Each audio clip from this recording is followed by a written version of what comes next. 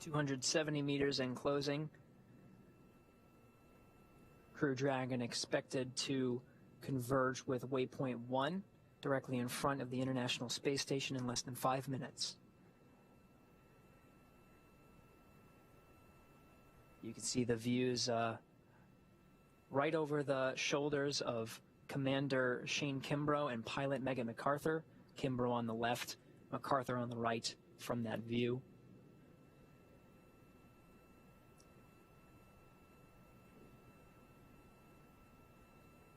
From this view from the International Space Station, you can see what we were mentioning earlier, where Dragon was below the station. You could see that previously when it had Earth in the background. Now it is almost adjacent, or almost in the same orbit as the International Space Station, as it's making its way to the docking axis at waypoint 1.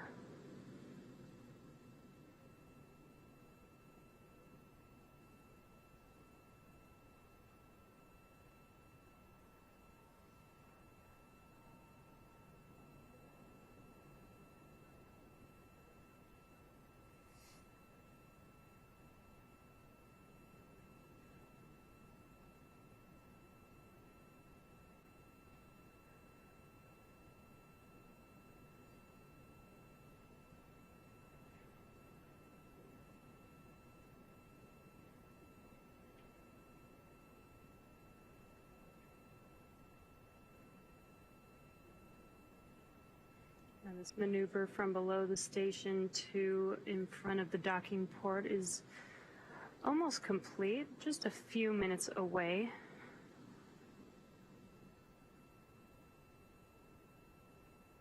Getting great views from all around, from the station side, from the Dragon side. The outline of the station you see on the displays inside Crew Dragon is in line with the position of where Dragon is relative to the International Space Station. It's almost at the docking axis, about 2.5 minutes to go until it converges with waypoint 1. And as a reminder, Dragon is flying autonomously, so they aren't using those display panels to fly Dragon. They're just using them to monitor each step of the way.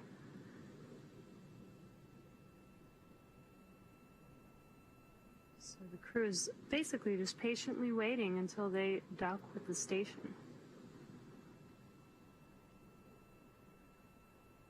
Now seeing Dragon in a better view, a lot more clear now that it's only 240 meters away. You can see the nose cone clearly deployed, extended towards the space-facing side or zenith side. A really good zoomed-in view, and you could almost make out those 4 bulkhead thrusters on the forward portion of the Dragon capsule. There you go. The Cronus is adjusting the aperture of the station cameras. Dragon SpaceX on the big loop. Approach 1 and soft capturing extension will begin shortly. Dragon will continue to waypoint 2, with the additional lighting assessment occurring at 110 meters, as previously noted. For awareness, if sunlight results in the loss of the Dragonite geofilters, Dragon will autonomously retreat back to waypoint 1, remaining on closed loop control using the time of flight filters. I'll copy.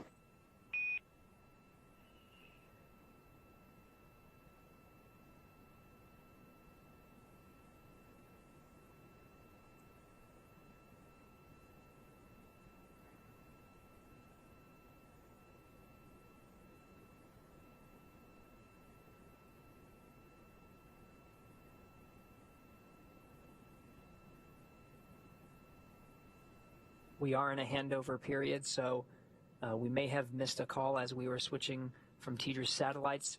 We're looking at about 20 seconds to go until we converge with waypoint 1. There's going to be an approach burn maneuver using the Draco thrusters. That's called approach 1, and that'll move Dragon from right in front of the docking axis, 220 meters away, and start moving in, closing in to waypoint 2, just 20 meters away from the docking axis. Of course, they'll be monitoring along the way.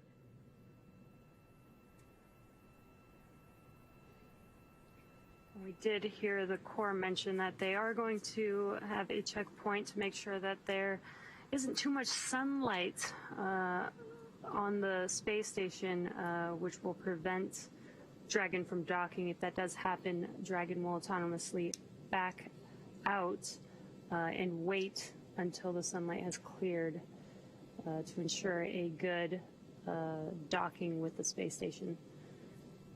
Because this is all autonomous, it uses some visual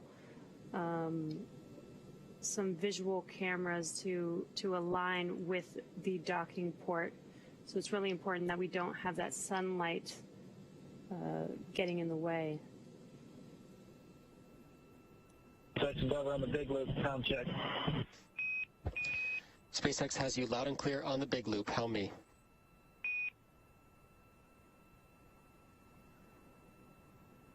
Very loud and clear. Your last call, we copied most of it, but you cut out towards the end there. I'm not sure if there's anything important for us. Copy. I'm going to repeat the end of the call. We did have a TDRS handover. Just for awareness, following the lighting assessment, if we continue but sunlight results in a loss of the Dragon Eye geofilters, Dragon Eye will autonomously retreat back to waypoint 1, still on closed loop control using the time of flight filters. How copy?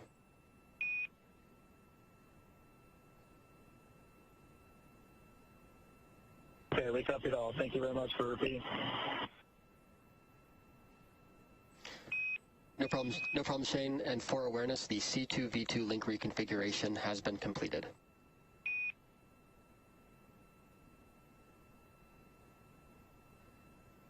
Copy, C2V2 complete.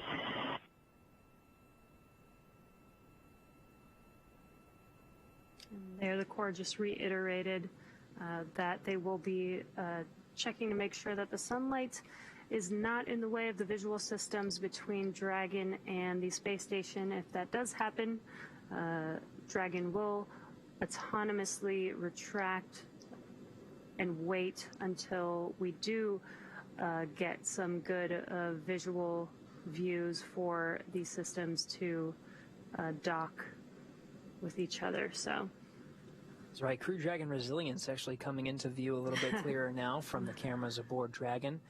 Dock to the zenith port. Yeah, that was on the upper portion of the screen. That's right. Now again, to reiterate, Dragon has passed waypoint 1, 220 meters in front of the station, executed a burn maneuver to go ahead and move in, so we're in approach 1, and it's heading towards waypoint 2. Now inside the keep-out sphere. It's currently in the process of extending its soft capture ring that'll be used to dock to the international docking adapter of the forward port. We're monitoring the visual systems of Dragon. It would execute an automatic retreat if the sun was interfering with the optical systems as it makes its way towards an approach. We're at about 150 meters away from the station. And we have such a great camera view here. You can really see the detail on Dragon. Again, those 4 bulkhead thrusters. You could almost read the logo, the Dragon logo on the side of the vehicle. That's right. We'll get even better views as it makes its way even closer to make contact and capture with the space station. There it is. Yeah, based on the trajectory here, we may even anticipate a capture a little bit earlier than anticipating. We were looking at about 2:10 a.m. Pacific time. It might be at maybe closer to 2:07 p.m.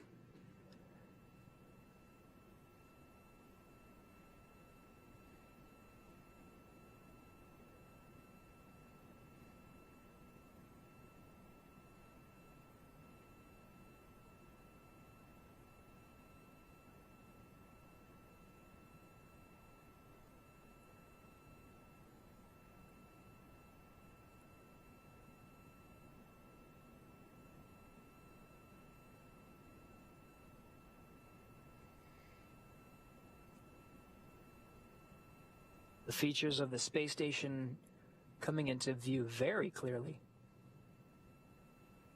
Yeah, you can see a lot of the detail there, and as you mentioned, the Crew-1 Dragon. SpaceX station on the big loop. Procedure review complete, ready for docking. Houston copies.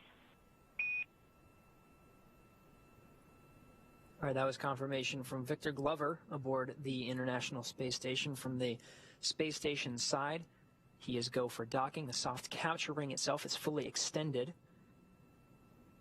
We're 115 meters in closing.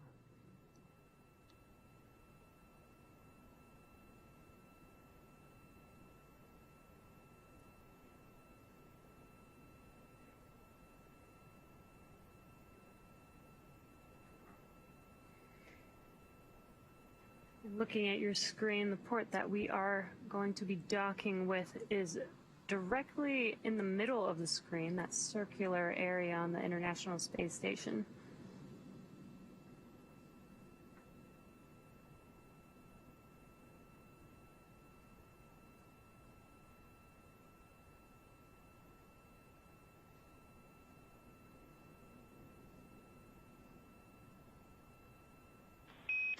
Station Houston on 2 for Ike regarding SSC 17 and D2DM. We are seeing some strange configurations on the video, and we would like to close and restart that.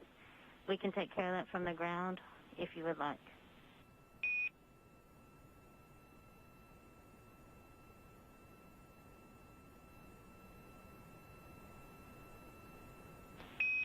Absolutely. If you're seeing nominal, that works for us.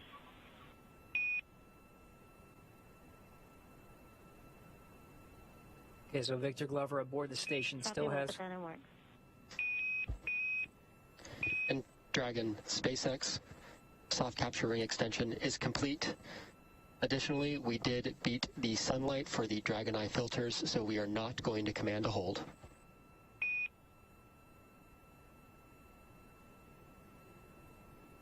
Never copies off.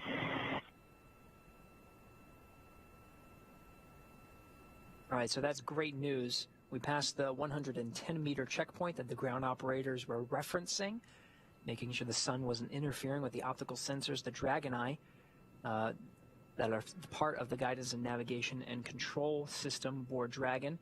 We passed that check mark. We're good to go. We beat the sun there. So we're now inside 80 meters and closing. Dragon will pause at 20 meters. That's designated as waypoint 2 to conduct a go, no-go poll for the readiness on both the Dragon side and the International Space Station side, making sure everyone is good for docking. If we are go, we expect to dock during this pass over an orbital daytime. Expected in less than 20 minutes.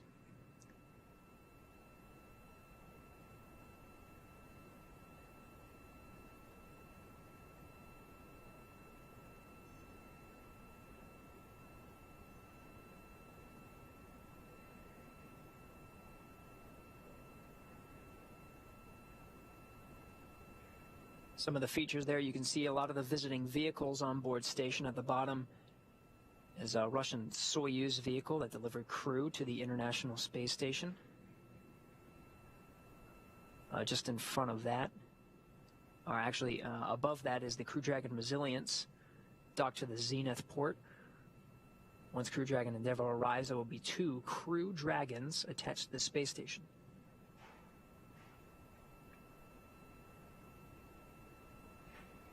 And this view from Crew Dragon looking at the International Space Station, it looks like it's this very slow and steady movement, but in reality they're moving at 17,500 miles per hour. The rendezvous operations are absolutely incredible. You can sort of see the Northrop Grumman Cygnus cargo craft as well, some of the ultraflex solar arrays coming into view a little bit clearly.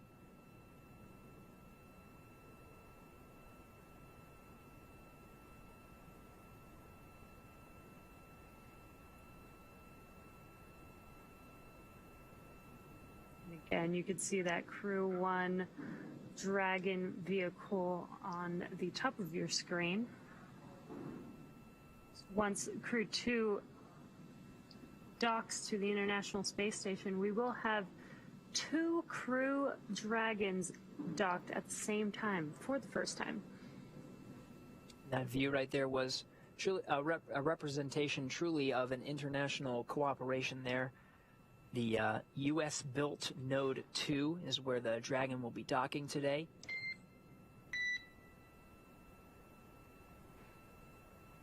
It was flanked by the European Columbus module and the Japanese SpaceX GEM. Endeavour on the big loop, visors down. SpaceX copies. The visors are down. We may enter into a hold at waypoint 2. We are still awaiting ground go for final approach.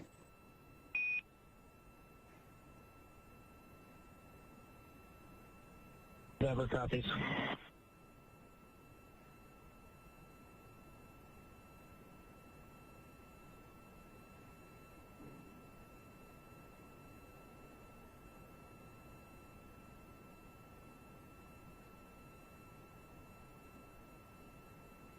The detail of this camera view is pretty incredible.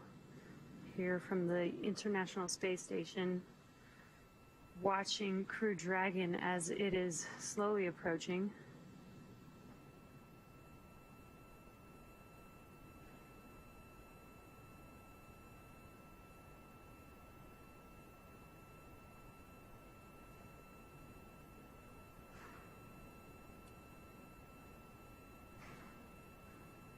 And as expected, Dragon holding at waypoint 2. It's at about 20 meters right in front of the docking axis.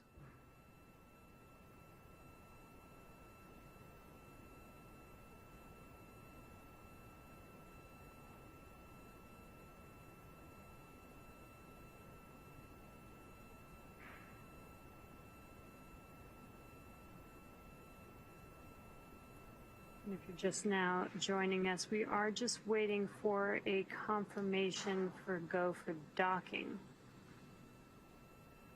Currently holding Dragon at waypoint 2. And again, it looks like Dragon is just paused and not even moving, but again, as we just mentioned, both the space station and Crew Dragon are actually moving at approximately 17,500 miles per hour. So it's pretty incredible how it can hold these speeds so that it looks like they are just completely paused. That's right. Teams on the ground, both from the station side in Mission Control Houston and Mission Control Hawthorne, just checking and verifying all systems are go to proceed with docking.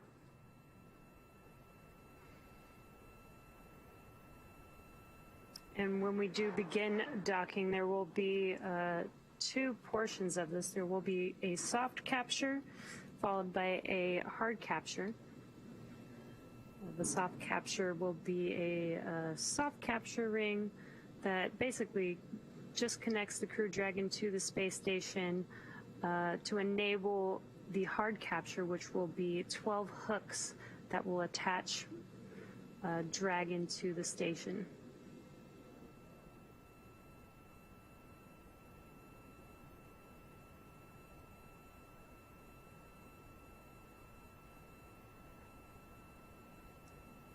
Again, we're standing by the International Space Station, flying over the Indian Ocean now, just south of the Indian border. It's heading on a southeasterly course just south of Australia and should cross over the Terminator line into the Pacific Ocean into an orbital nighttime. The expectation is for Dragon to depart here from waypoint 2 and proceed on with docking ahead of orbital nighttime to beat the sun.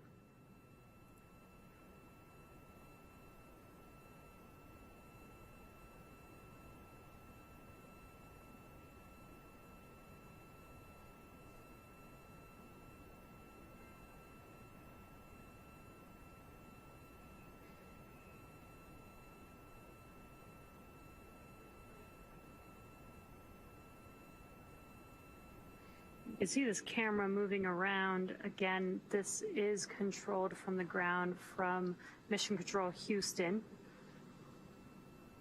And they're maneuvering this camera around so we can just get a more detailed view of the Crew-2 Dragon Endeavour, patiently waiting, docking to the International Space Station. Dragon on its second flight, about to dock to the forward end of the International Space Station for the second time. And Station and Endeavour on the big loop. Ike, we are not able to recover that video for the D2DM, so you can close that window, and we should be ready to press into final approach shortly.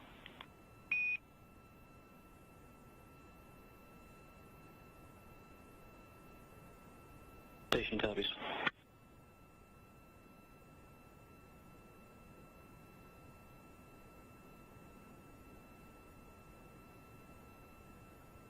You did hear that call out speak out to Ike.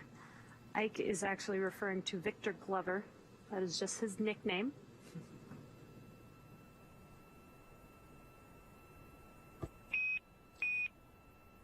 Dragon SpaceX on the big loop. Ground is now go for final approach. Upon confirmation of crew readiness for final approach, we will enable the approach. Please confirm crew readiness, and a reminder, once Dragon is inside the crew hands-off point, retreat and breakout are no longer permitted.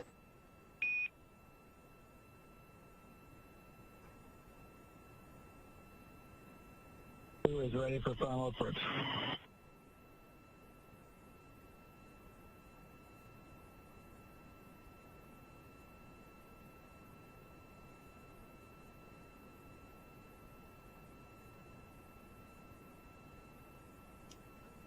And got some good words that the crew is ready for the docking to the International Space Station.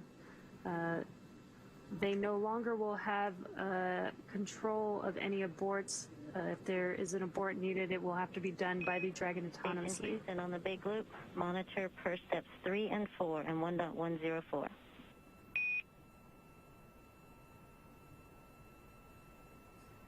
Station copy.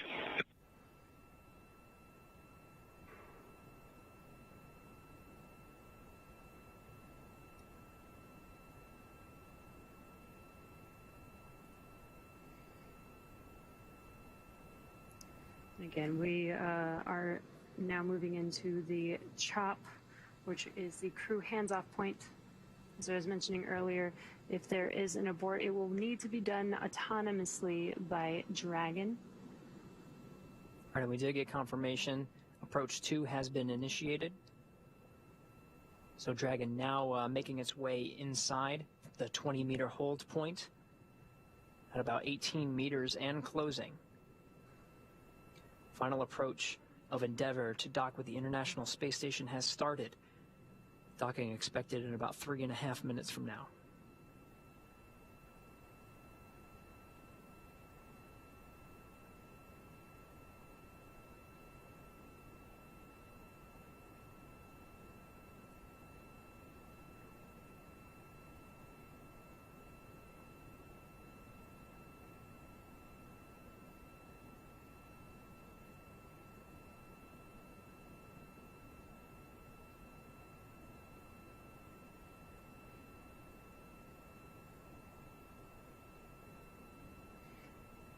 You can see on your screen as Crew Dragon slowly approaches towards that port for docking.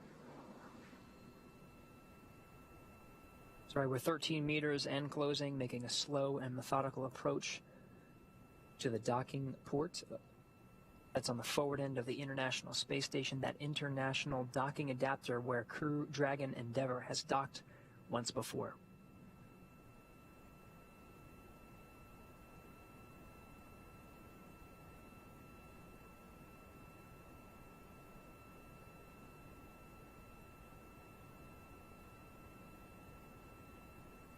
Meters. Copy, 10 meters.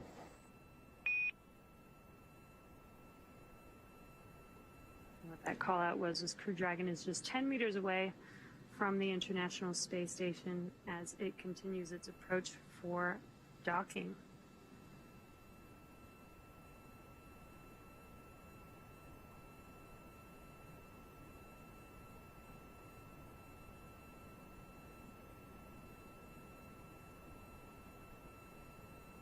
Again, docking will occur in two phases. There will be a soft capture followed by a hard capture, and what that hard capture means is 12 physical hooks will connect the Dragon to the space station. Great views. Dragon just 6 meters away as the station and Dragon fly in tandem 263 statute miles over the South Indian Ocean in the background. 5 meters. We're 5 meters and closing. Copy 5 meters.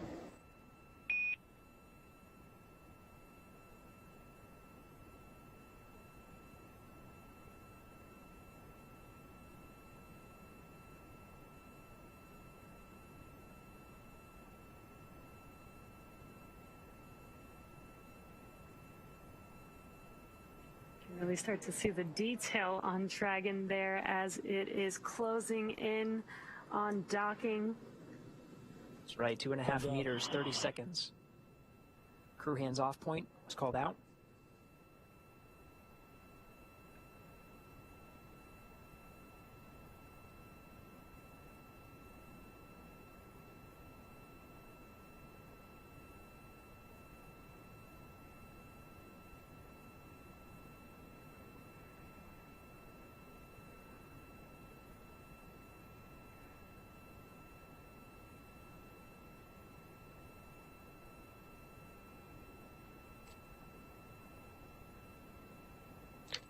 Dragon, SpaceX on the big loop, soft capture confirmed.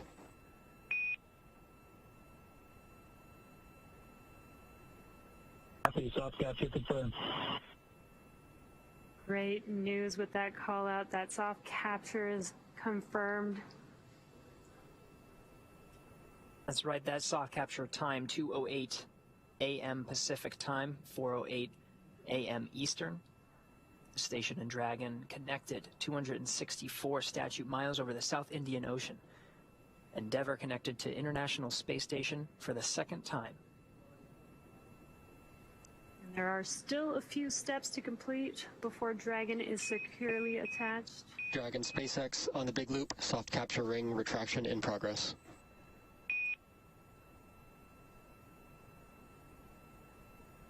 That's good. The ring retraction is happening.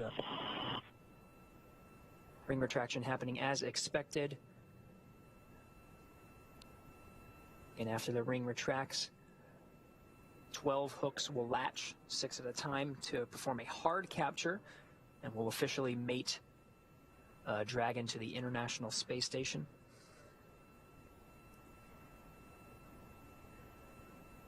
Got this really awesome view of Dragon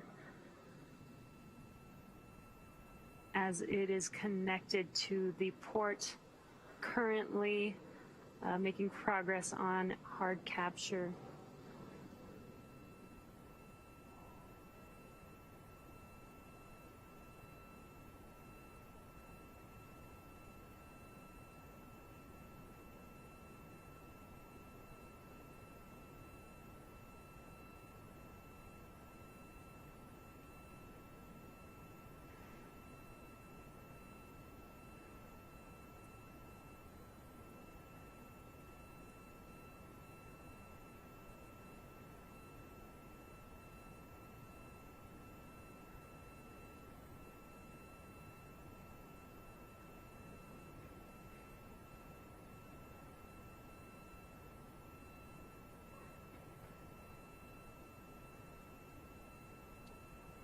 Soft capture ring retraction does take some time. It is continuing at its anticipated speed. Things are looking good. Again, this is the first in a series of steps to officially mate Dragon to the station.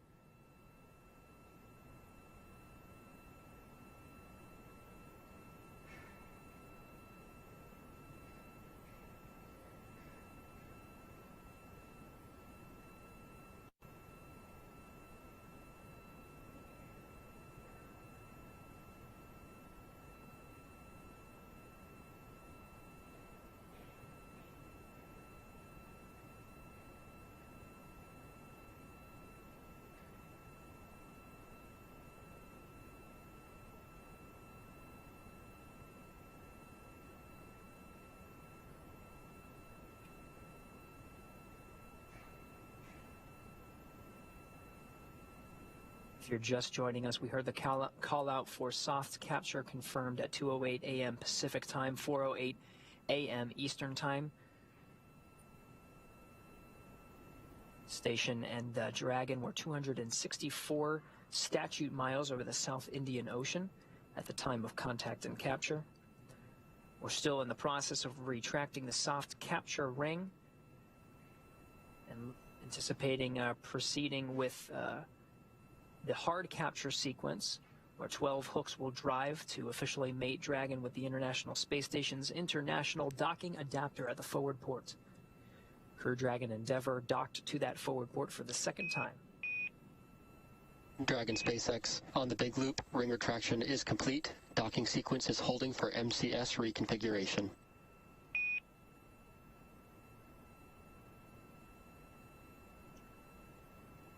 Endeavour copies off.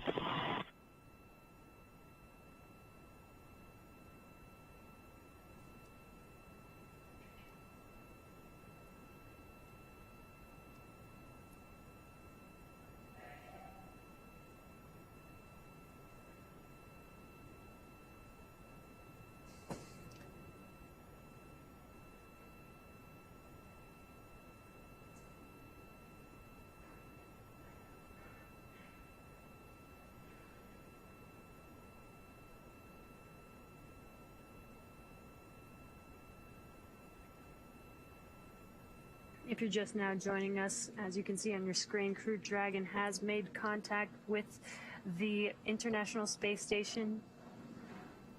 And we're currently in progress of... Endeavour and station, MCS is configured, proceeding with hook driving.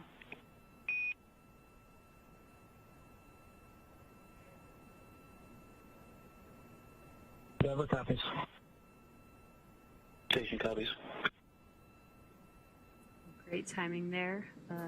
This is now the beginning of the hard capture sequence. This is where 12 hooks will latch between Dragon and the space station, 6 hooks at a time. This will take a few minutes to complete. That's right, that MCS is just configuring the International Space Station's attitude control. It needed to be configured differently between a soft capture and hard capture sequence. So now that that's been confirmed, they can go ahead and press to drive the 12 hooks needed to confirm a hard capture. To reiterate, the Dragon had contact and capture with the space station at 2:08 a.m. Pacific time, 5:08 a.m. Eastern.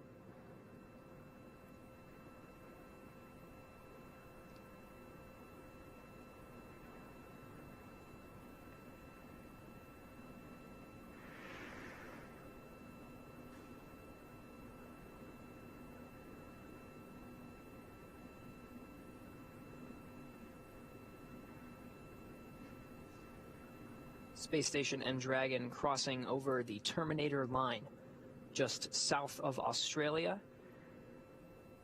about to head over the South Pacific Ocean. Start seeing the views of Dragon get a little bit dimmer as we still undergo the hard capture sequence.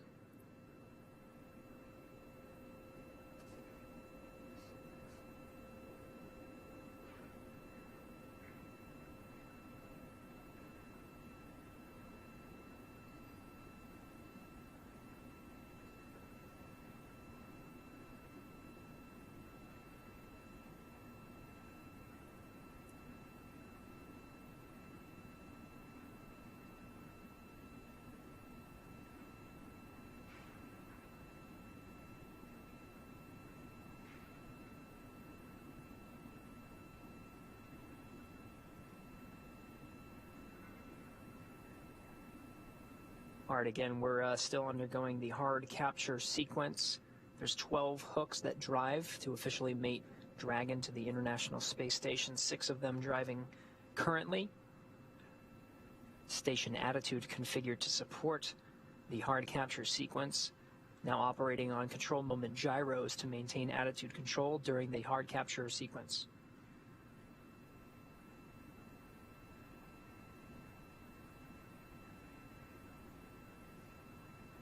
right, and we have confirmation the first set of hooks, all 6 have been driven. They look good. The second set are driving and are looking good at the anticipated speed. Halfway there.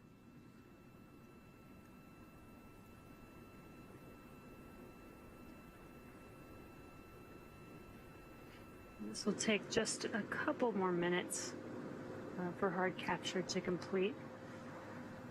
As a reminder, after hard capture is complete, they do still have some more steps that they need to go through in order to ensure that the space station and Dragon are safe for crew ingress.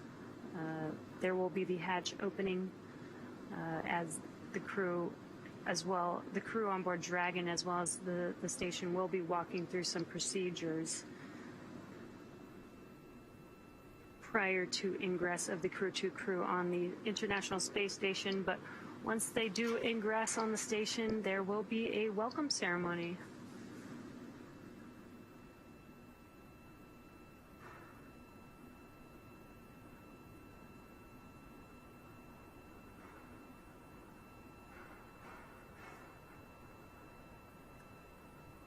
Again, half of the hard capture hooks have been driven and locked into place. The second set of 6 hooks, 12 total, 6 of them driving.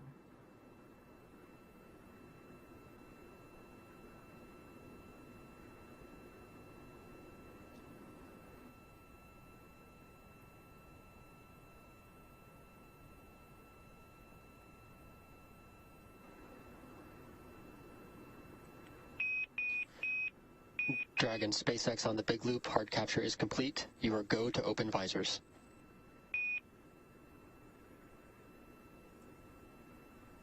Copy, hard capture complete. Opening visors.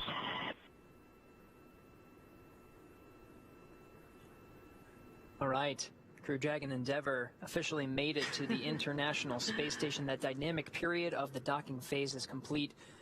The crew inside Dragon have been wearing their suits just as an extra precaution, but they can go ahead and pull up their visors. It's going to be some time until the hatches themselves are open between Dragon and the International Space Station. Still some things to configure on that side. The vestibule on the International Docking Adapter that separates the hatches of Dragon and the International Space Station, that's been exposed to the vacuum of space and has had the sun shining on it periodically. So when repressurizing the vestibule to equal the pressure inside the space station. Station, hard capture complete. Welcome to ISS. We are so excited to have you aboard.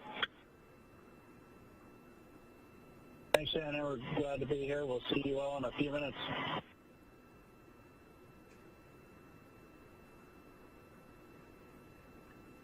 International Space Station Commander Shannon Walker welcoming the crew.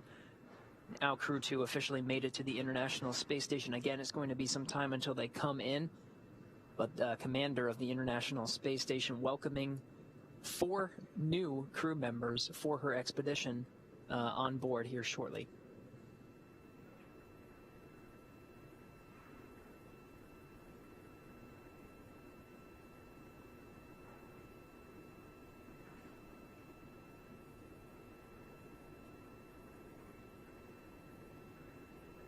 All right, so again, there's a series of steps here as we enter into an orbital nighttime, completing the docking of Crew Dragon Endeavour to the International Space Station for a second time. That contact and capture occurring at 2:08 a.m. Pacific time, 5:08 a.m. Eastern. We have a confirmed hard capture. The umbilical is in motion to connect the station to the Dragon and provide data and power and communication through that umbilical, so it no longer has to rely on its own systems.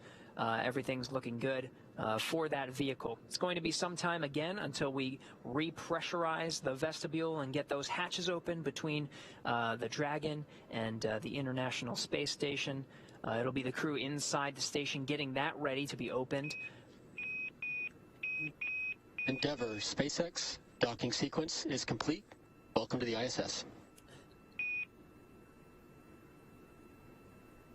Thank you, SpaceX. Great to be here.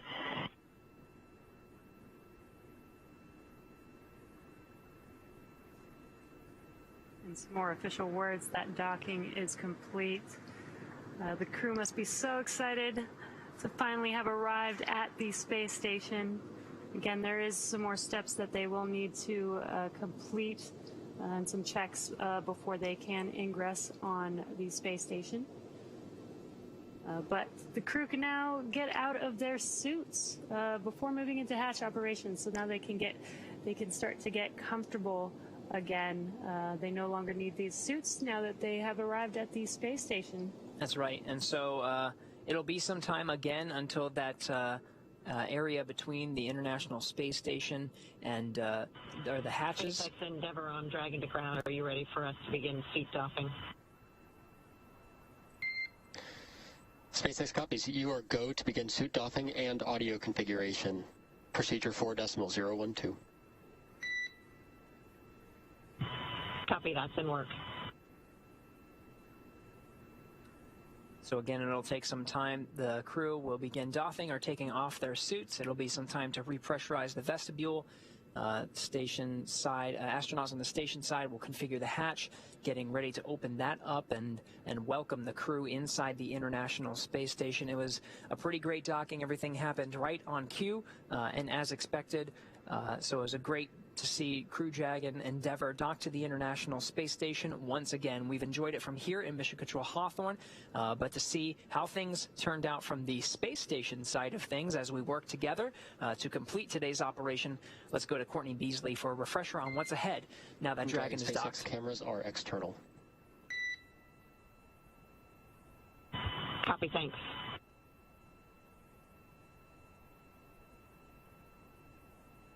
Thanks, Gary. It's great to see Dragon successfully docked to the International Space Station. Even through the face masks, you can see and feel the excitement in the room here in Mission Control Houston. Now that we're docked, Victor Glover is securing some hardware, and then he'll move right into hatch operations. First, he will open the large hatch at Node 2 forward, giving him access inside the pressurized mating adapter. Then he will have to pressurize the vestibule, which is the small space between the hatches on Dragon and the space station. This was exposed to vacuum prior to docking, and he will need to fill it with air and make sure its pressure is nearly equal with the atmospheric pressures on Dragon and the station. He will use a small valve on the station's hatch to slowly introduce air into the vestibule, and flight controllers here in Houston will monitor the pressure and temperature readings inside and verify that everything is leak-free before we get ready to open up the hatches. We expect it to take about 2 hours to get everything pressurized and checked out before we open hatches. With Dragon successfully docked to the International Space Station, that's the latest from here in Mission Control Houston. And back to the team over in Hawthorne. All right, thanks, Courtney. As mentioned, it will take some time to go ahead and go through those procedures, but we'll stay with you throughout today's coverage. Of course, one of the major things will be repressurizing the vestibule in between the hatches. There's a hatch called the APAS hatch. That's the hatch on the International Space Station side. And then there's the Dragon hatch itself. In between is a vestibule that's currently at vacuum. So in order to travel through both hatches, you need to repressurize that.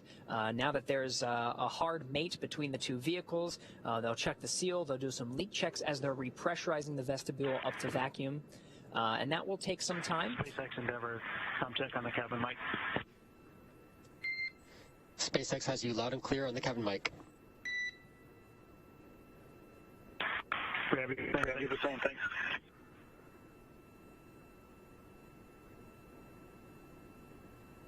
You're hearing the crew inside Endeavour go through their procedures. One of the first things they're ready to do is take off those suits. They had to wear it through several of the operations of a launch from the Kennedy Space Center to a docking with the International Space Station. Launch is a very dynamic activity, so they had suits on up until orbital insertion, and then they were able to doff their suits, have a meal, go to bed, check out some of the systems, wake up, and then right before they entered into the approach phase of today's flight with the approach initiation burn, they got their suits on and were able to pressurize them, and they held pressure throughout that sequence of today's flight until docking. Now they get to take it off. They get to stretch out, change into something a little bit more comfortable, but not too comfortable, of course, because they will be. We will have an event to welcome them on board the International Space Station we expect all 11 crew members to be there to welcome them. It's going to be pretty crowded, but it should be very exciting to see that many people on board the International Space Station. And those call-outs that we just heard were they were doing a comm check with the Crew Dragon communications because they've now taken off their suits. They have comms through their suits, but since they're not going to be wearing their suits anymore, they need to use the comms through Dragon.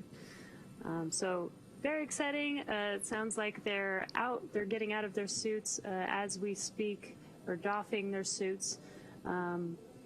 And then we will soon begin the process to open up those hatches so that the crew can finally ingress onto the space station. So it will take a little bit of time, but we will be here with you through every step of the way.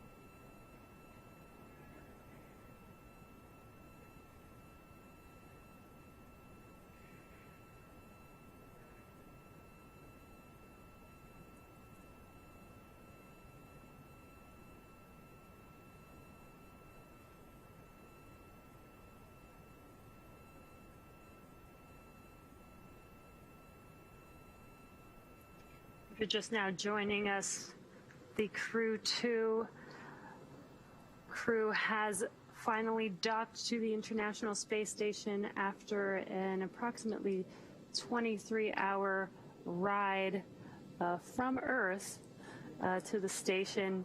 Again, they are going to be performing a few procedures here before the Crew-2 can ingress onto the space station. They will be opening the APAS hatch, which is the space station side hatch, followed by the Dragon hatch. But this will take some time. They will need to repressurize the vestibule in between those two hatches before the crew can ingress. That's right. The umbilical on the Dragon side has been fully extended to provide power, communications, and data from the International Space Station to the Dragon, so the Dragon no longer needing to rely on its own power systems. And of course, when the hatches are open, they'll be able to mix the air from the environment that's inside the space station with the Dragon, so it no longer needs to rely on its environmental control and life support systems. In the meantime, it is still doing so because the hatches are closed between both the Dragon and the International Space Station. There is a gap called the vestibule in between them that's currently at vacuum. That vestibule has been exposed to the vacuum of space on the forward end of the International Docking Adapter. So when bringing the pressure back up, there may be swings. Because of the temperature variation, there may be swings that need to dampen out before an effective leak check could take place. So the process of repressurizing the vestibule in between those two hatches does take quite a long time. It's expected to be about 2 hours until both of the hatches are open because of the length of time of repressuring that vestibule. Now from the station side, Victor Glover will outfit the 8-pass hatch. That's the one on the station side. He'll open it up and remove, once the vestibule is pressurized, he'll open that up and remove the docking target and install some padding onto the 8-pass hatch so that there's no unnecessary contact as astronauts are coming through the hatch from Crew Dragon to come inside of the forward end of the International Space Station. Station Houston on 2 on the big loop. You are go to pick up in ingress part 1, step 1. Note that the pre-ingress ventilation in step 1.6 is not required. Okay, picking up step 1 and 1.6 not required. Dragon SpaceX, no response required, but ISS power connection has been established.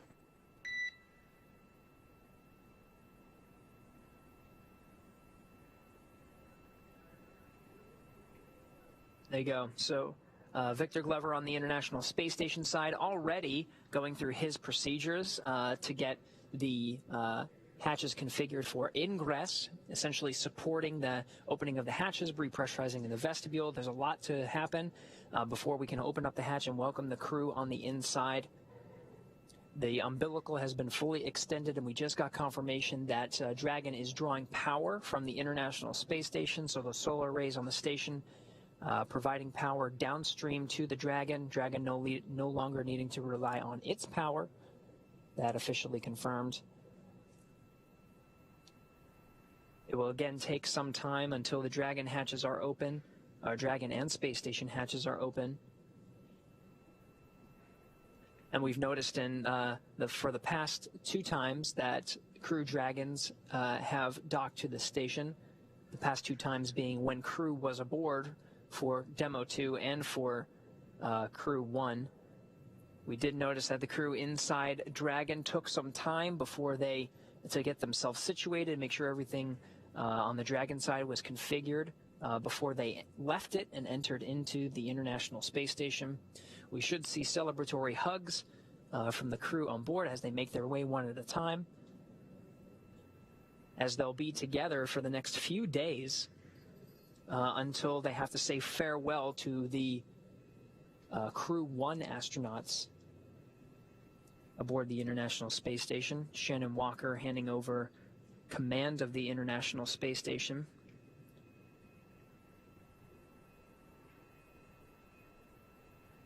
Before she does that, she's going to hand command over to Akihiko Hoshide, who's currently on board Crew-2. He'll take the responsibility of International Space Station commander through the duration of Expedition 65 until he's ready to hand it off to the next crew. That all happening in the next couple of days.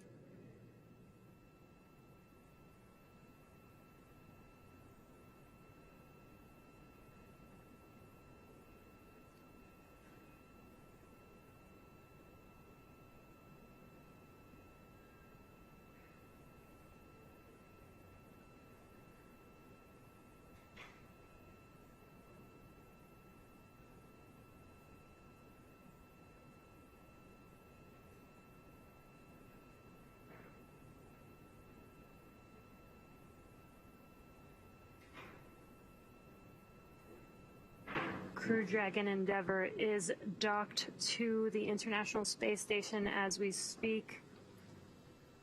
The crew on board the space station as well as Crew-2 are preparing for a couple procedures here for hatch opening.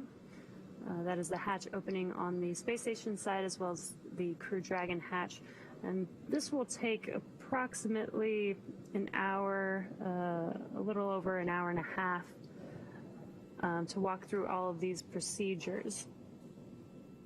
So though Crew-2 is at station on the big loop, no 2 forward hatches open.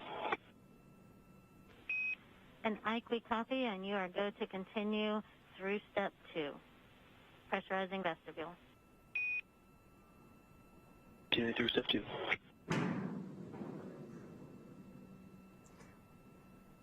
As I mentioned, they are walking through several procedures to get those 2 hatches open As you can hear, that communication between Victor Glover on board the station with the ground team helping him out with the procedures.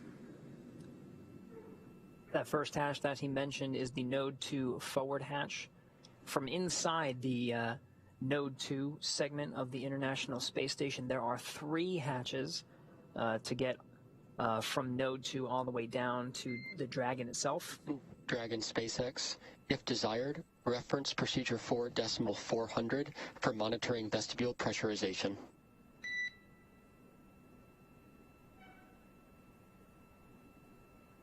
Copy 4.400 for vestibule depress.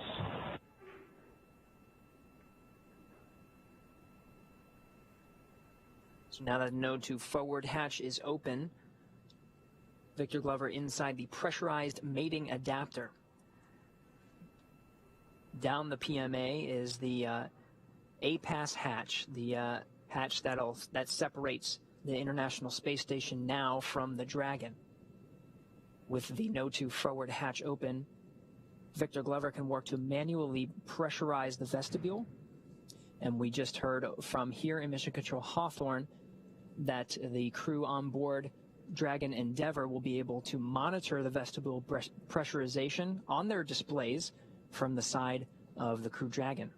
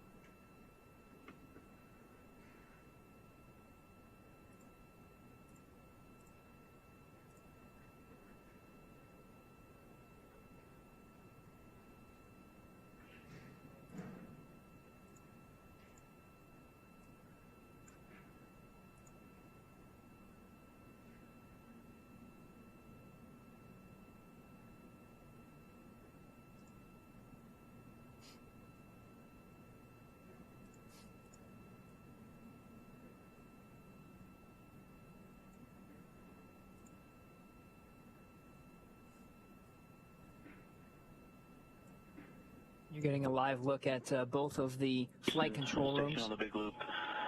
APAS equalization valve closed at 0938. Houston copies 0938.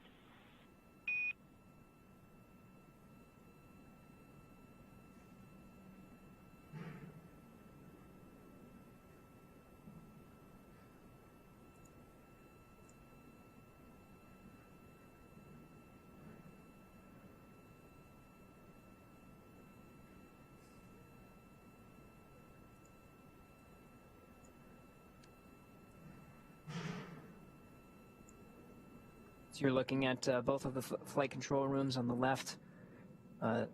SpaceX headquarters in Hawthorne, California. Flight controllers there successfully monitoring the navigation of Crew Dragon Endeavour that autonomously made its way from the Kennedy Space Center in Florida to the International Space Station, docking at 2:08 a.m. Pacific time, 5:08 a.m. Eastern. With the International Space Station as they've been flying over the South Indian Ocean.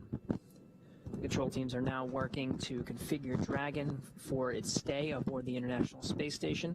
They've hard mated it using 12 hooks that drive to connect it to the International Docking Adapter, and have connected an umbilical and confirmed that power is being drawn from the space station to the Dragon, Dragon no longer needing to rely on its power source during its stay.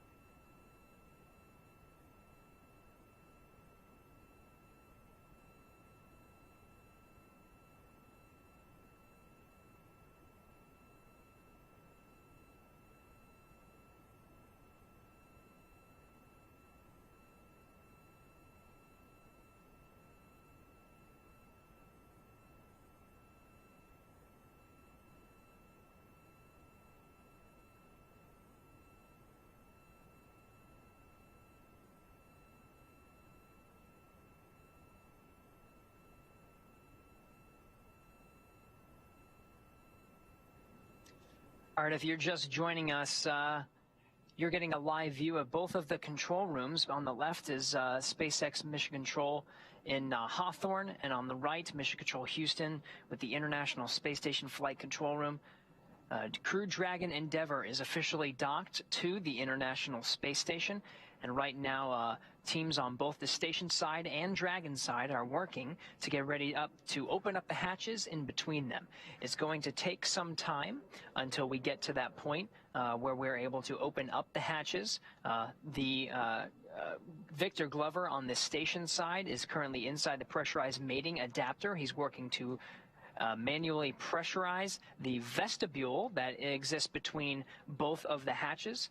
It's going to take some time because that vestibule has been exposed to vacuum since before Crew Dragon just docked at 2:08 a.m. Pacific time, 5:08 a.m. Eastern time, and because it has been exposed to vacuum, the thermal environment causes it to have a little bit of oscillation as the pressure is rising. So they need to have some thermal equalization in the vestibule before beginning the pressurization to ensure that the leak checks are accurate. So they'll do a leak check on the way up to pressure, which is a little more than 14 pounds per square inch. They'll do a pressure check at 5 pounds per square inch, make sure everything's good, that the vestibule is holding pressure, and then they'll continue on up to match the pressure between the International Space Station and the Crew Dragon. In the meantime, Victor Glover will open up the A-Pass hatch on the International Space Station side. That's the hatch that separates the vestibule from the Dragon hatch. He'll outfit the A-Pass hatch by taking off the docking target, which is a long rod with an X on it, and was used for some of the optical navigation equipment on the Crew Dragon for Dragon's approach and eventual docking to the station. He'll remove that. He'll put some pads on the A-Pass hatch, make sure no one bumps their head on the way in. And then when he heads into the vestibule, there is a little window. Hopefully he'll be able to wave to his crewmates before they actually open up the hatch of the Dragon itself. After both hatches are open, the crews on both sides will get positioned.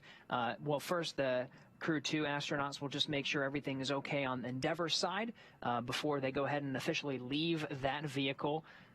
Crew from inside Endeavour will enter or ingress into the International Space Station one at a time, being greeted by the 7 crew members that are currently aboard the International Space Station, including Crew-1 astronauts. You have Mike Hopkins, Victor Glover, and Shannon Walker from NASA, and Soichi Noguchi from the Japan Aerospace Exploration Agency. Also on board, arriving on a Russian Soyuz in April, earlier this month, was Mark Vande Hei of NASA and Oleg Novitsky and Pyotr Dubrov from Roscosmos. Dragon SpaceX for audio configuration.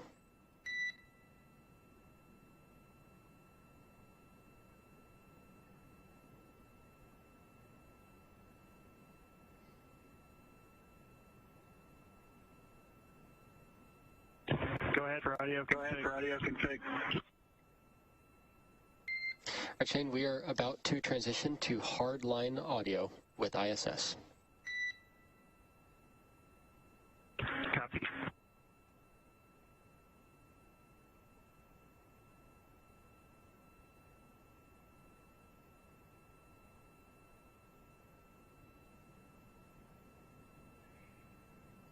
All right, so you just heard the confirmation. The Dragon and International Space Station are mated now by not only the International Docking Adapter, but there is an umbilical that's extending to the space station. We did have confirmation that we have power that's being drawn from the space station to the Dragon side, so they're configuring some of the other channels, including communication. So they'll configure that one at a time. Some of the sequence of events that's going to happen over the next couple of hours until as we continue to repressurize the vestibule and get the station and Dragon outfitted to eventually open up the hatches.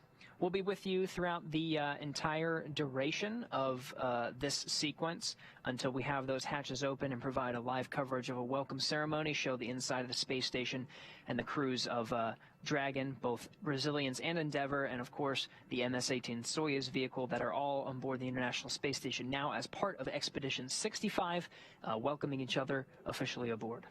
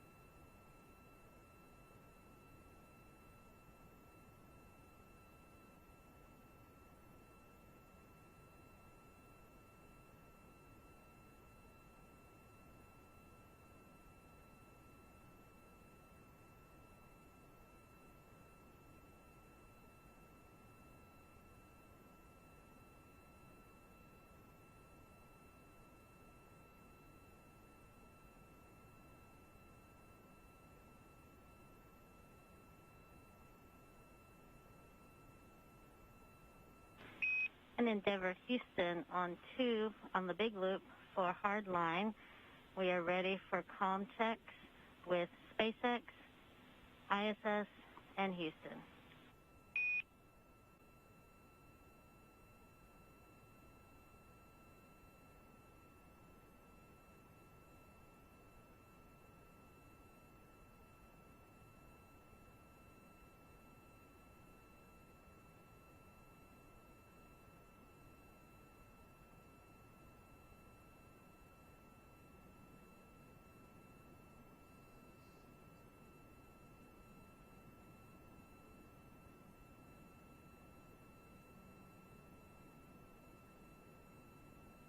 All right, so it's a little hard to see from this view. It's a external camera view aboard the International Space Station. On the port truss, you can sort of see the nose cone flipped up, but that's Crew Dragon Endeavour on the forward end of the station. It's hard mated using 12 hooks that have driven to hard capture Crew Dragon Endeavour to the International Space Station. It's also connected by umbilical to the station. We've confirmed that power is being drawn from the station to Dragon. Dragon no longer needing to rely on its own internal systems for power. That umbilical also provides a communication line. Now coming up will be a test of that communication line between the teams, between the Dragon itself, Crew Dragon Endeavour, and the International Space Station, and the ground teams, making sure that that connection that we've been hearing throughout the approach and docking phase of today's flight on the big loop. SpaceX Houston in station. This is Endeavour. Comm check.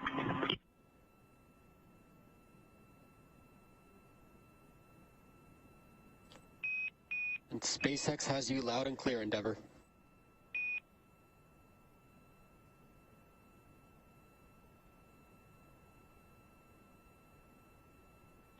And Houston has you loud and clear. And the space station has you loud and clear on hardline. We copy it all on hardline. Loud and clear.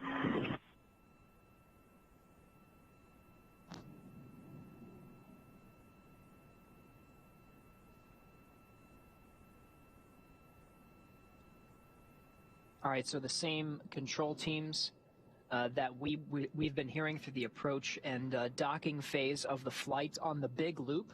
That includes the SpaceX flight controllers in Mission Control Hawthorne. The voice you're hearing is Core or Crew Operations and Resource Engineer Arthur Berryalt. He confirmed from here in Hawthorne.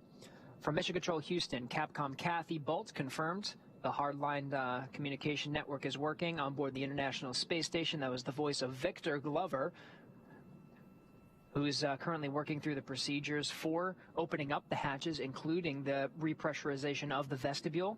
Still awaiting some temperature equalization there before that begins. But that'll be some of his next steps. And then aboard Crew Dragon Endeavour, Commander Shane Kimbrough confirming that hardline communication is working. So we got good power and good communication through the umbilical line to the Dragon from the International Space Station. We'll continue to provide periodic updates throughout this sequence of repressurizing the vestibule and opening up the hatches, configuring the Dragon and the International Space Station as they are mated together in space.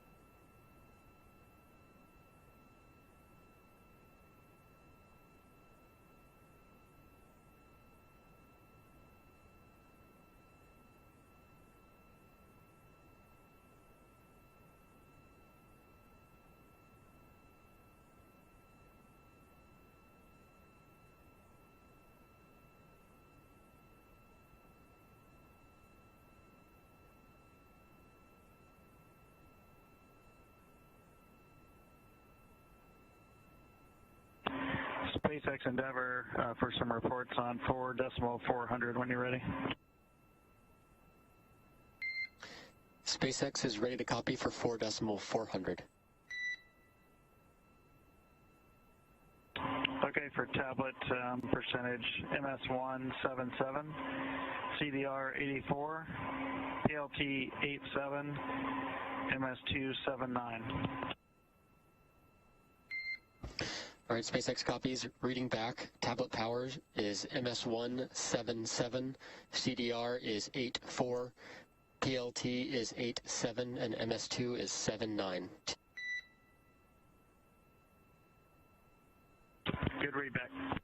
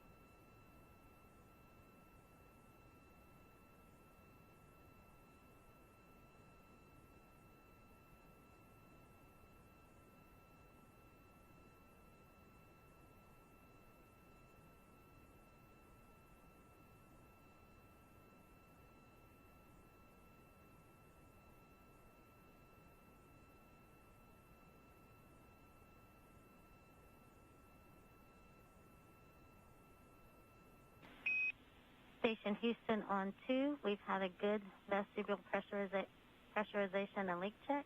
You are go to pick up and ingress part 2, step 3.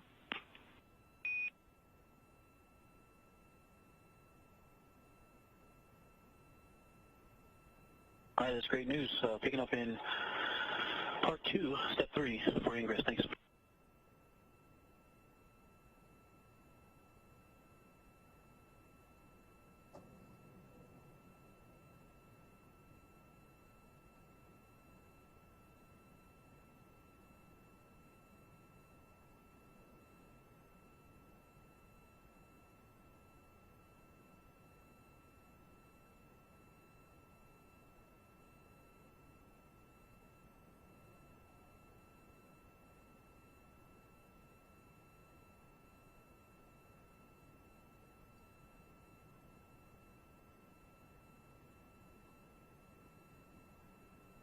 you're just now joining us, you are watching the live broadcast for the Crew-2 mission for SpaceX and NASA.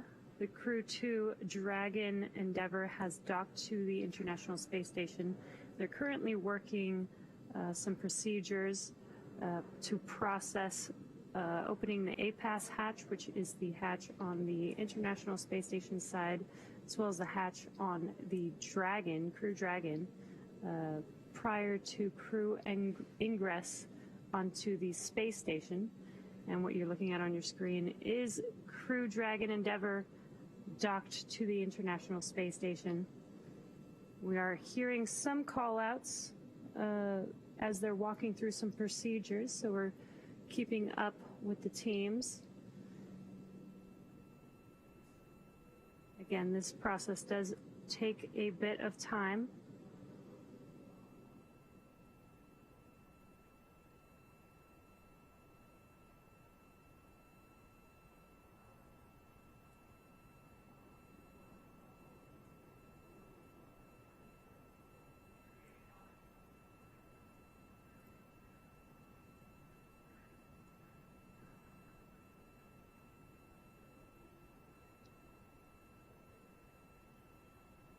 So if you're just joining us,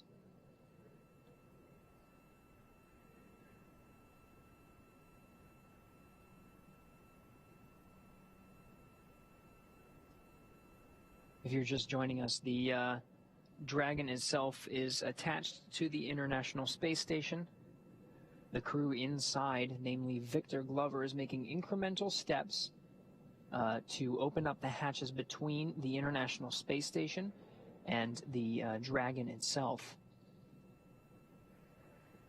Glover waited for thermal equalization of the vestibule in between each of the hatches, the station side and the Dragon side. After thermal equalization, he brought it up to about 5 pounds per square inch, performed a leak check, and everything looked good, so he proceeded to increase the vestibule pressure to equalize with the International Space Station's pressure. With vestibule pressurization complete, and after a few checks, Glover will be given the go to open up the station side hatch, the APAS hatch. Once that's open, he'll be able to see the Crew-2 astronauts inside the Dragon Endeavour. There's a small window on the Dragon hatch that he'll be able to see them. And his main job before opening up that hatch will be configuring the station side hatch. That hatch is configured with a docking target. It's a small rod with an X on the end that provided guidance for the Dragon during its approach to dock with the International Space Station. He'll remove that docking target and provide some padding to allow safe entry into the International Space Station for the Crew-2 astronauts.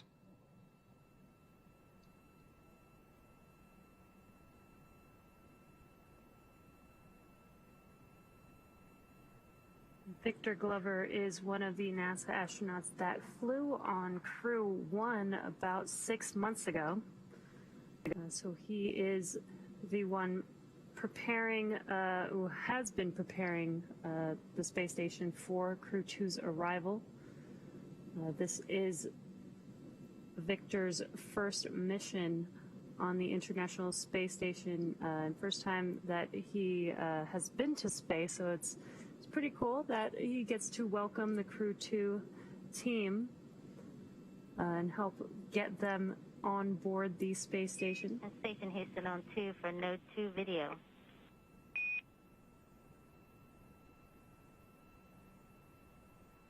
Go. Yeah, we were wondering if we could get permission to come on board in Node 2.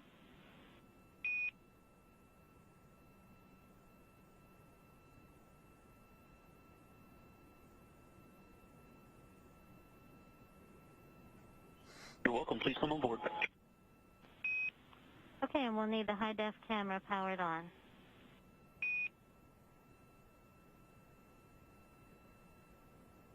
All right, so we've been very lucky with some of the external views here. This coming from a camera on the Japanese exposed facility pointing at the forward end of the International Space Station where the Dragon is currently docked. Crew Dragon Endeavour.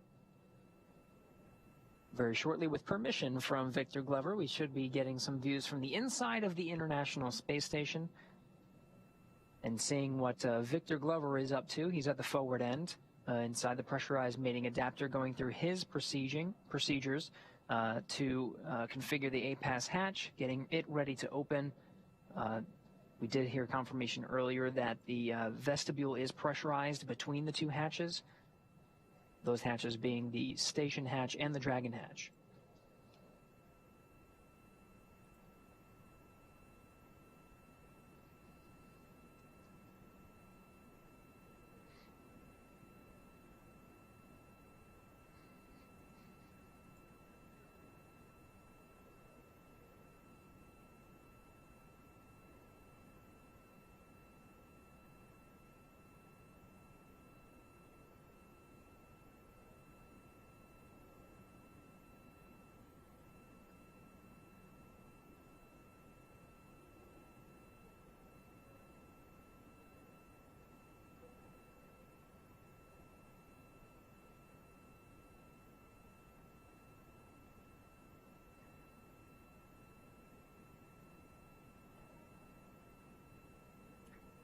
Looks like we got that live view on the station.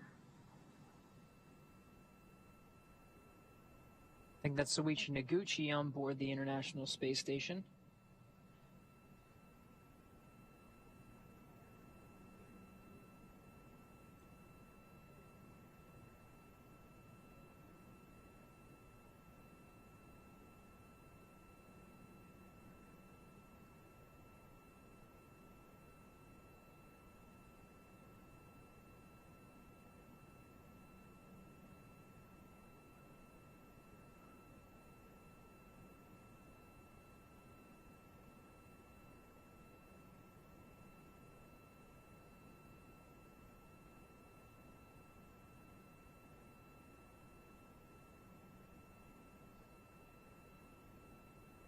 Colonel Mike Hopkins, NASA astronaut and commander of the Crew-1 Dragon Resilience, coming into frame as well. There are 7 crew members currently aboard the International Space Station, not counting the Crew-2 astronauts who are on the other side of that hatch. Once that hatch is open, there will be 11 crew members on board the International Space Station.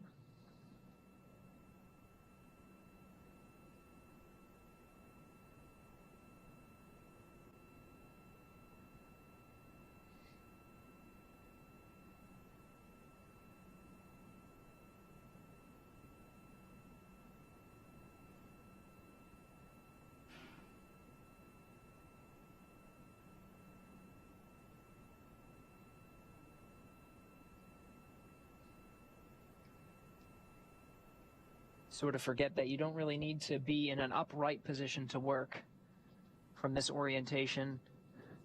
We're looking sort of in an upright position. If you look down or nadir from this position, you would go straight down towards the Earth, but you can see clearly Soichi Noguchi upside down. Mike Hopkins was just upside down. You don't really need to be in a particular orientation to work.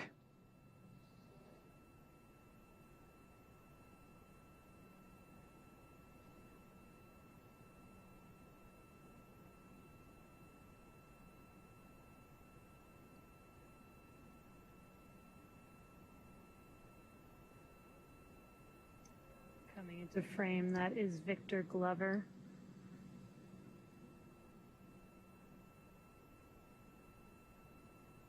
And there's Mark Vande Hei from NASA, who arrived earlier this month on the Soyuz MS-18 rocket launching from Kazakhstan,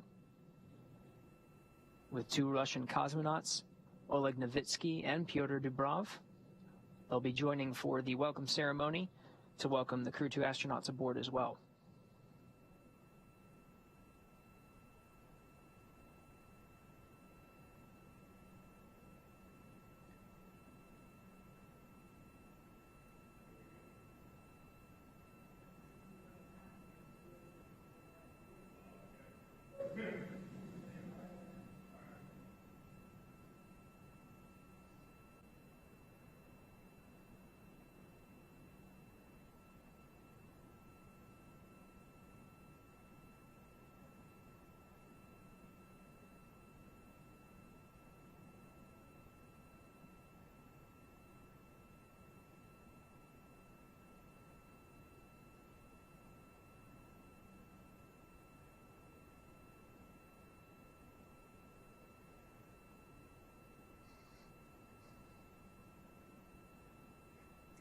Another thing to point out, you could see that each of them are just wearing socks.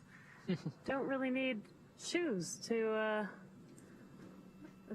be on the space station, since they're not really walking anywhere. They're floating around.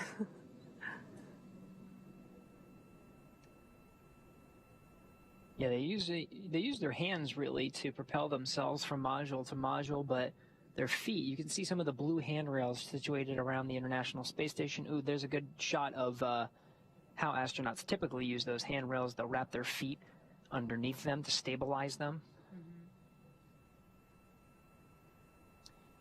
Looks like the pressurized mating adapter is used for some stowage, so there's looks like Noguchi and Glover are reconfiguring some of the stowed items to allow some room to open up the A-Pass hatch, the hatch on the International Space Station side, and provide a pathway for the Crew-2 astronauts to come through the hatch to be welcomed in Node 2.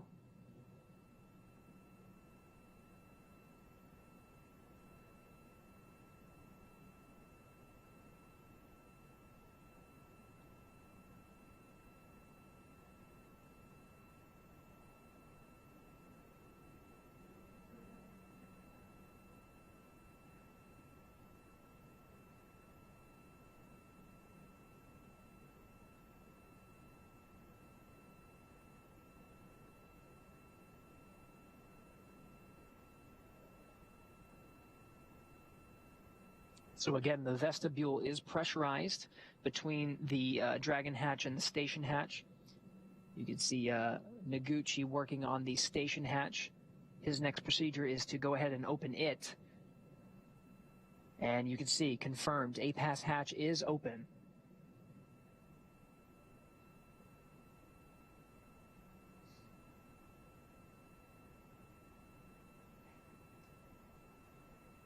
Noguchi taking some initial photographs.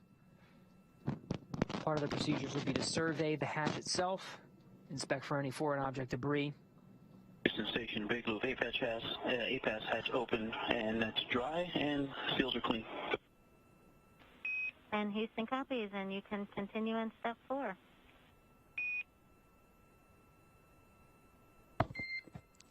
Dragon SpaceX for procedure 4.400.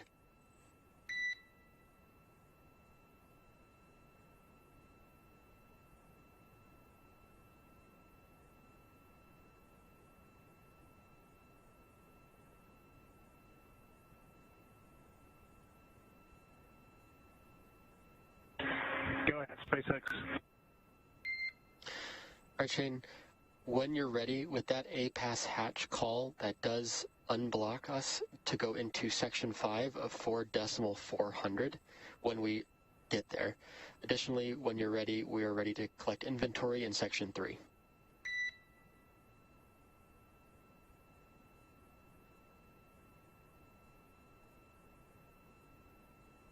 Okay, inventory coming to you, and we're ready for section 5 after that. SpaceX copies, thanks. Hey, Dr. Thomas for the inventory.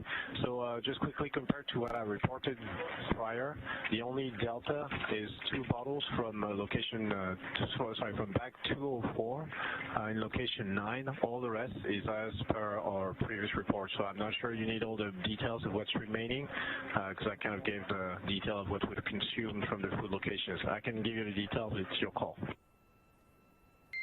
SpaceX copies. If there's no delta from your previous report, we don't need it, but I will read back that was 4 bottles from bag 204.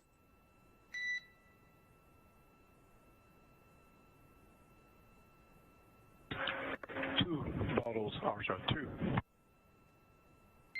Copy that. 2 bottles from 204. Last question for section 5 of 4.400. Does that 2 bottle include the additional bottle that will be used in step 5.1, or will we require an additional bottle?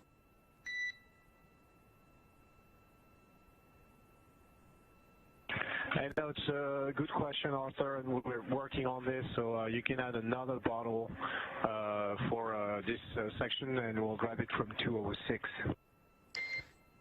All right, SpaceX copies. Thanks, Tama. We'll take one bottle from 206.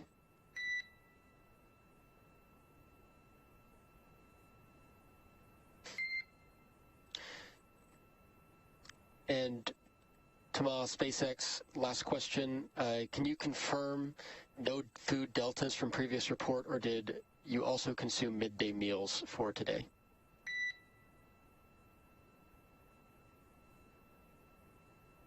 No, we didn't consume anything. The latest, last food consumption was the one I reported before. All right, copy. Thank you.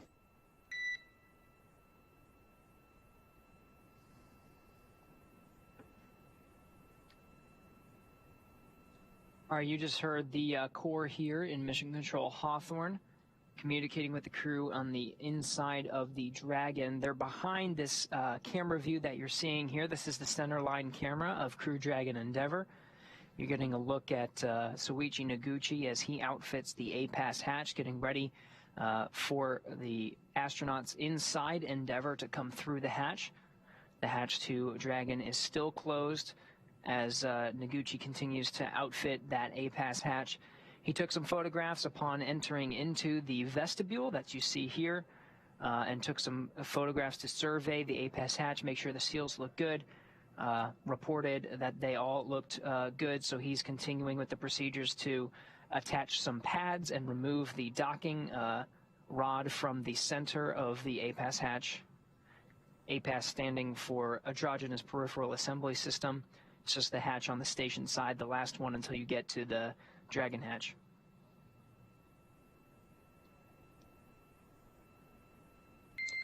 Dragon SpaceX, question on procedure 4.012, suit doffing.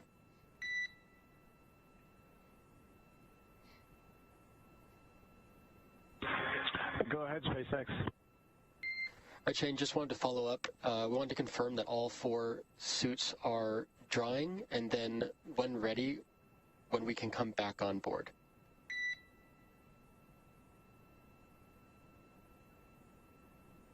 All 4 suits are drying. Some of them have been drying for an hour already, and you are welcome to come back on board. Copy that, Tama. Thank you.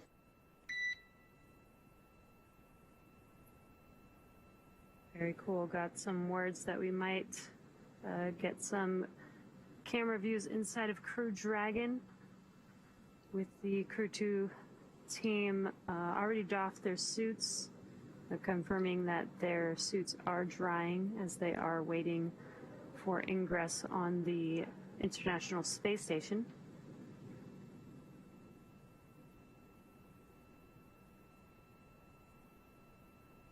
What you're seeing on your screen is Soichi Noguchi getting this vestibule area set up for the Crew-2 ingress prior to opening the Crew Dragon hatch. Once that hatch is open, the crew will not immediately ingress onto the space station. They do need to follow a few more procedures just to make sure that everything is good to go before they ingress on the space station.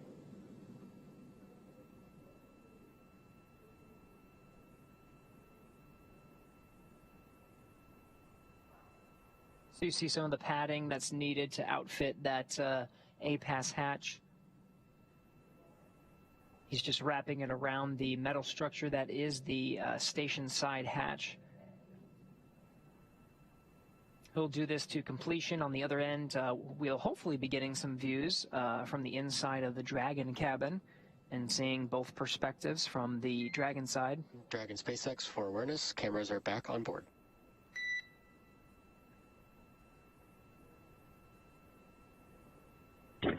Thanks, welcome on board.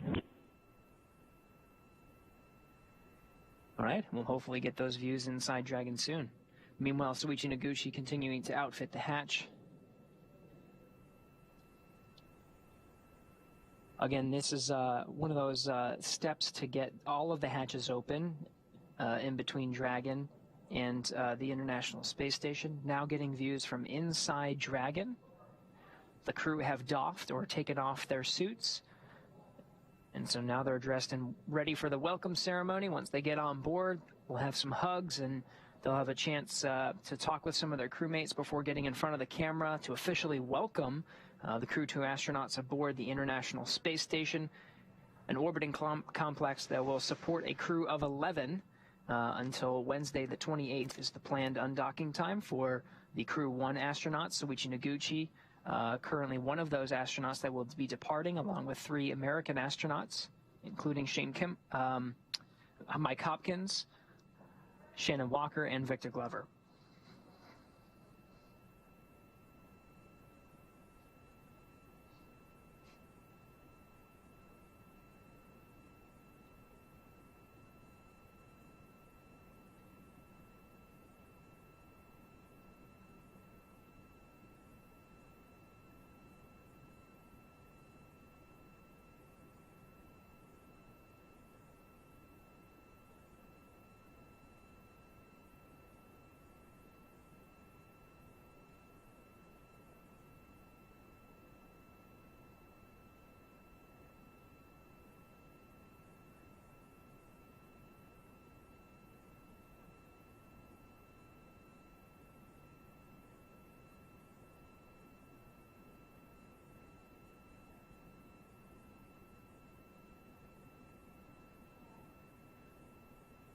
All right, looks like Noguchi has that APAS hatch wrapped. You can see just above him, he used a series of padding and blankets to wrap the metal structure that is the station side hatch, and now he's inside the vestibule.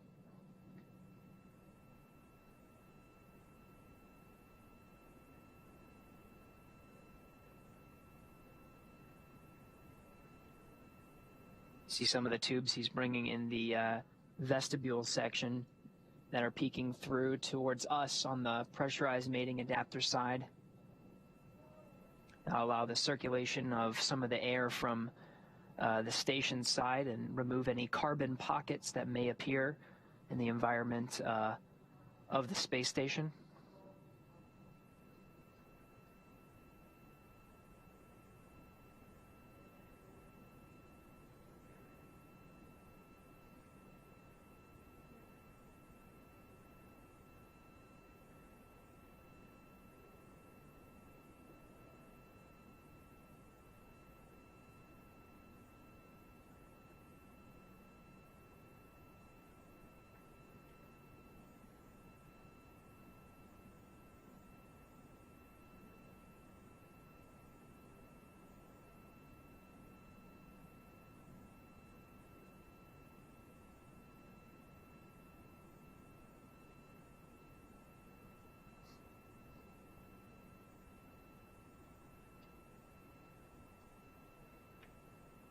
So we're a little more than an hour and a half removed from the docking, the official docking Houston time. Hawthorne Endeavour station is ready for Dragon hatch equalization.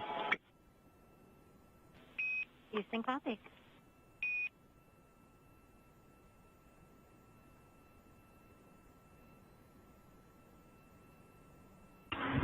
Endeavour copies. Endeavour copies.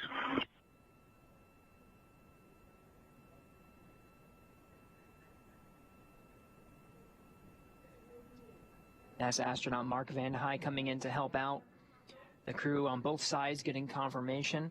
The next step's underway to get that other hatch open. There's one more hatch. You see the station side hatch open at the back end of the pressurized mating adapter there. There's one more hatch, the Dragon, on the Dragon side. And the crews on both ends are working through to open up that hatch and welcome the Crew-2 astronauts on board. Just going to stand by for a few minutes for pressure to equalize between the International Space Station and the Dragon hatch before go ahead and opening that final one.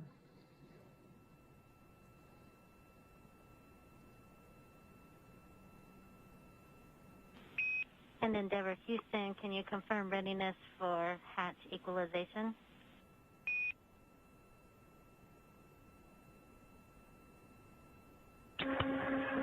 Endeavour's ready. Endeavour's ready.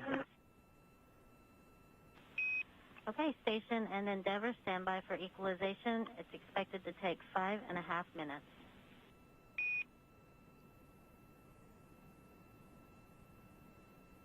station, copy.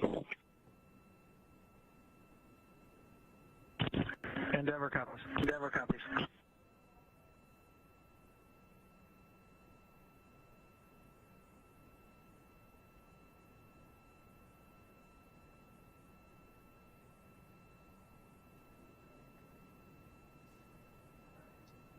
All right, so you heard that equalization time.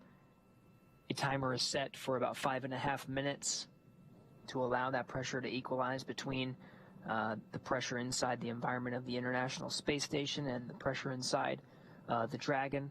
That pressure has to be equalized within both spacecraft before the Dragon hatch is open, one of the steps to open up that final hatch. So we'll just stand by as that equalization is underway. In the meantime, you can see in the pressurized mating adapter, Mark Vande Hei currently moving some stowed items around, creating a clear pathway for the Crew-2 astronauts to enter the International Space Station once they head through the hatch, being assisted by Suichi Noguchi. We've also seen Victor Glover, who was primed for monitoring Crew Dragon's approach to the International Space Station.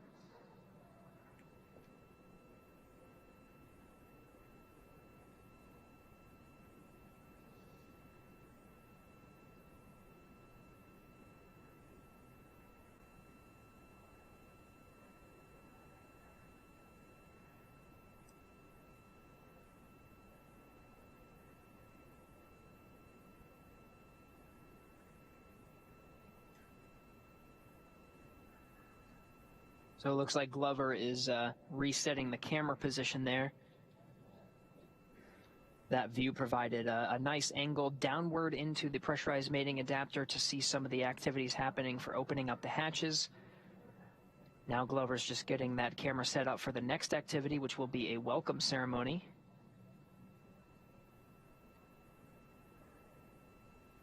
Putting it in a good position to frame or allow to frame 11 astronauts to squeeze into that shot. I think that'll be an impressive feat by itself. Yeah, that is quite a bit of people, especially for the International Space Station. But it'll be really cool to see them all together.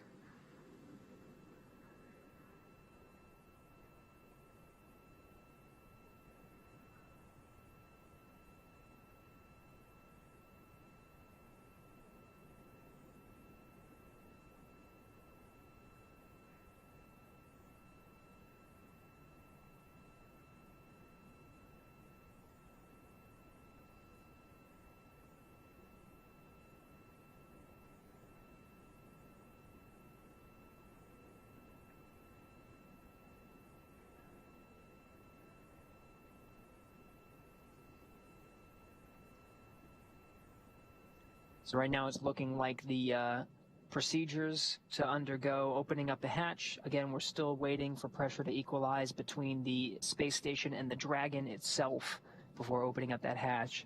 But it seems like we're on a good timeline to start a welcome ceremony on time. That's expected to begin at 4:45 a.m. Pacific. Should be 7:45 a.m. Eastern.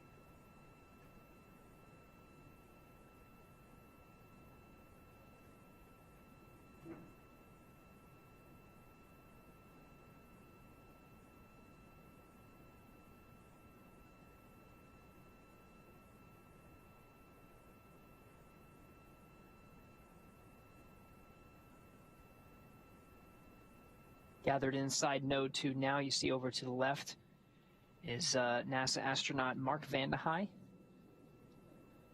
Going from left to right, we have Crew Dragon Resilience Commander Mike Hopkins, followed by Soichi Noguchi and International Space Station Commander and NASA astronaut Shannon Walker.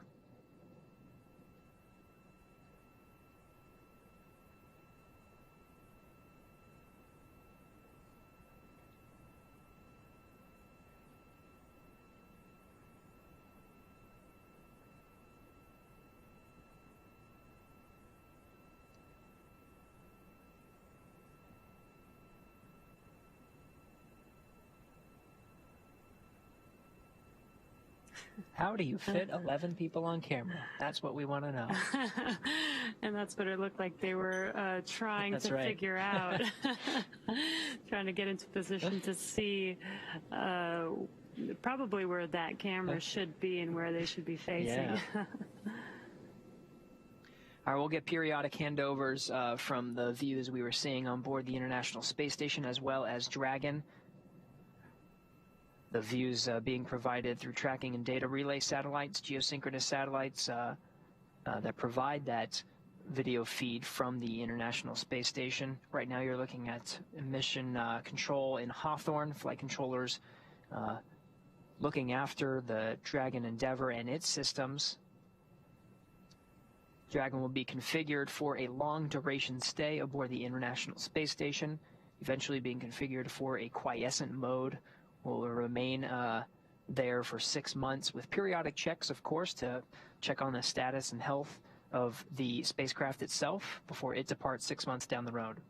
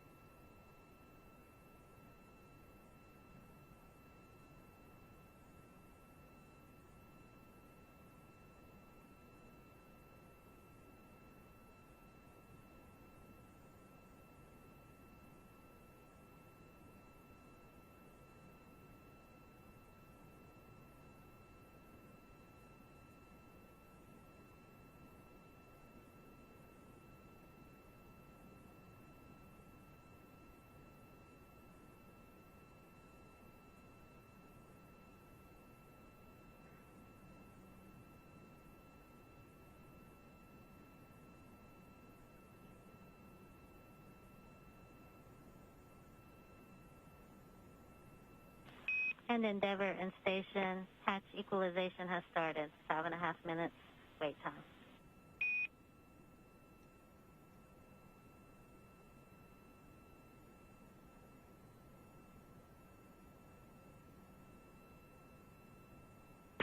Endeavour copies. Station copies. All right, so the pressure is... The equalization process has been started between the International Space Station and Crew Dragon Endeavour. The clock starts 5.5 minutes. After that clock runs out, the teams will verify that the hatch is good to open between the Dragon and the International Space Station.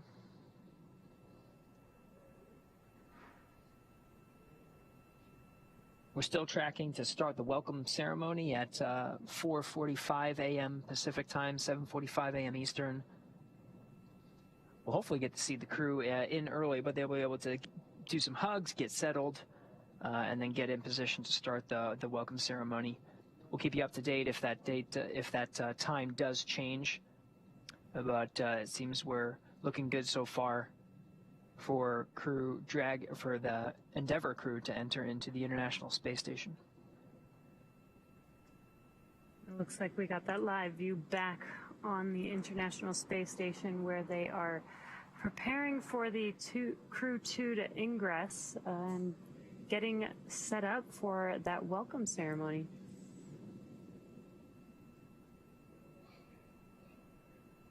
You can kind of see them all coordinating with each other on maybe where the cameras need to be. and where they want to do this welcome ceremony.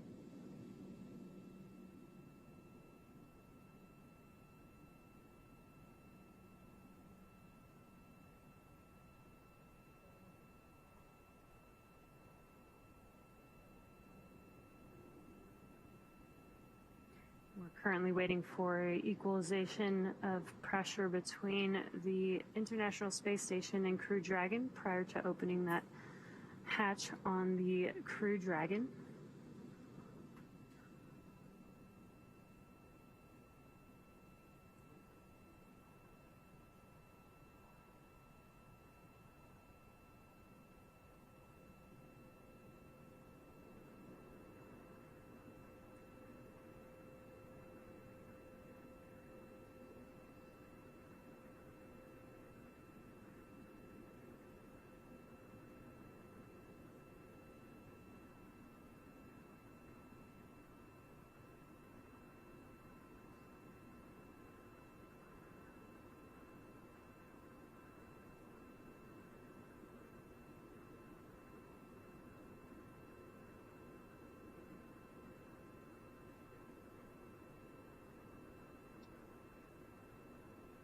So again, we're in the middle of a 5.5 minute timer as equalization is underway between the pressure inside the International Space Station and pressure inside the Crew Dragon Endeavour. So we'll just wait on the status after that 5.5 minute timer and the OK to open up the Dragon hatch. It may be some time after the Dragon hatch is open until the Crew-2 astronauts enter into the International Space Station. But we're tracking a welcome ceremony to formally begin as of now in 45 minutes. Keep you up to date in case that changes.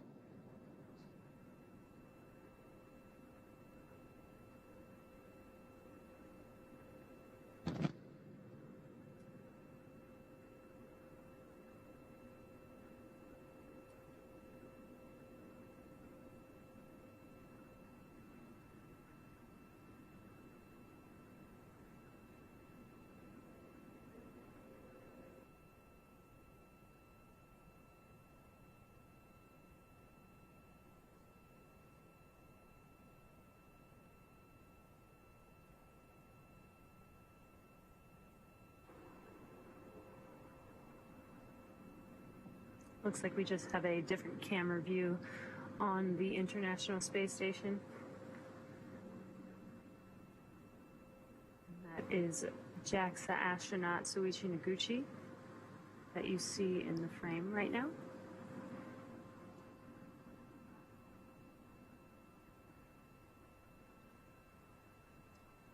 Preparations happening on both sides. We're mostly getting views from the International Space Station side, but the Crew-2 astronauts are inside the Crew Dragon capsule getting configured. Because once they enter through the hatch, they'll join the 7-member crew of Expedition 65 that's currently aboard the International Space Station and conduct a welcome ceremony. We'll see some hugs and shared camaraderie among the Expedition 65 crew for a little bit, and then formally welcome them to the to Expedition 65 aboard the space station.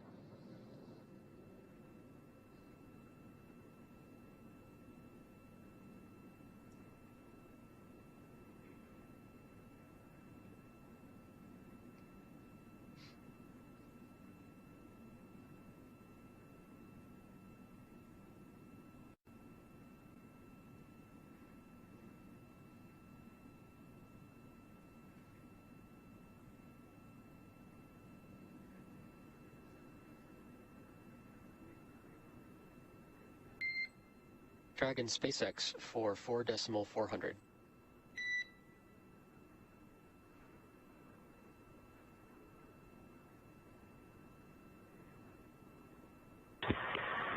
Go ahead, SpaceX, on Dragon to ground. Hey Shane, just looking for confirmation of completion of Section 5 of 4.400.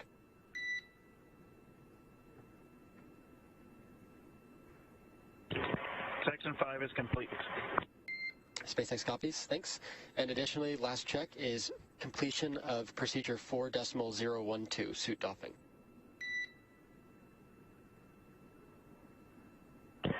Yeah, sorry, we didn't let you know that. 4.012 is complete.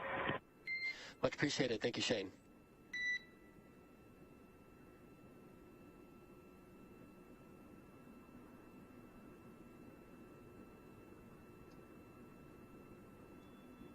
All right, a few checks from the crew operations and resource engineer. Dragon SpaceX on the big loop for hatch open.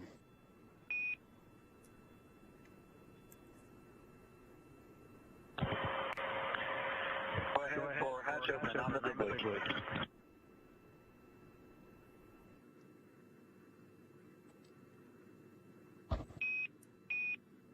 All right, Dragon, you are go for hatch opening per the decal on the hatch, followed by the remaining actions in procedure 4.400, section 6.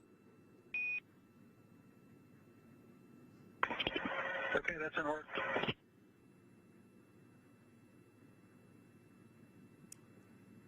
Good words that they got the go for opening the Dragon hatch. It's fantastic news. We can kind of see the hatch from this angle. Hopefully it remains unobstructed. We may be able to see the, yep, you can see the handles moving a little bit. Yes, there it goes. Again, this is being opened from the interior side of the Crew Dragon vehicle. So this is the Crew-2 crew performing this work right now. It looks like the crew on station is getting excited, peeking in. I can feel the energy for sure. All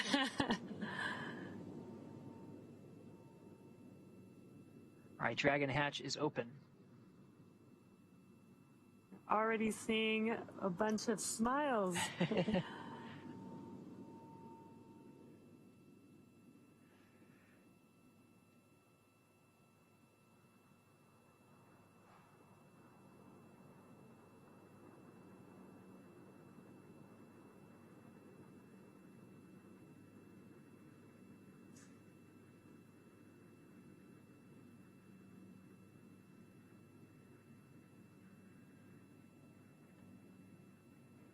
All right, that Dragon hatch, the final hatch that we've been waiting for since Endeavour docked to the International Space Station 2 hours ago, 2:08 a.m. Pacific.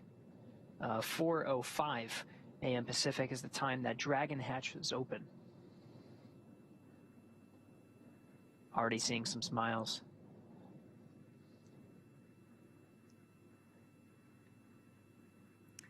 So again, as we mentioned, the Dragon hatch is open, but the Crew-2 members still need to finish walking through some remaining procedures before they can ingress onto the space station, including photos. It looks like you can see the the crew posing for some pictures there. On the big loop, hatch is open.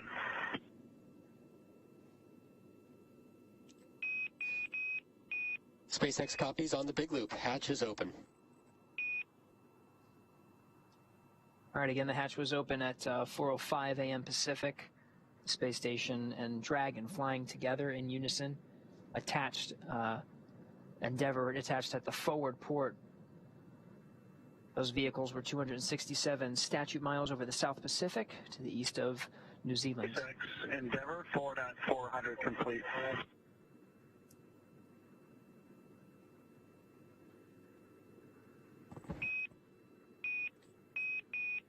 SpaceX copies. 4.400 is complete.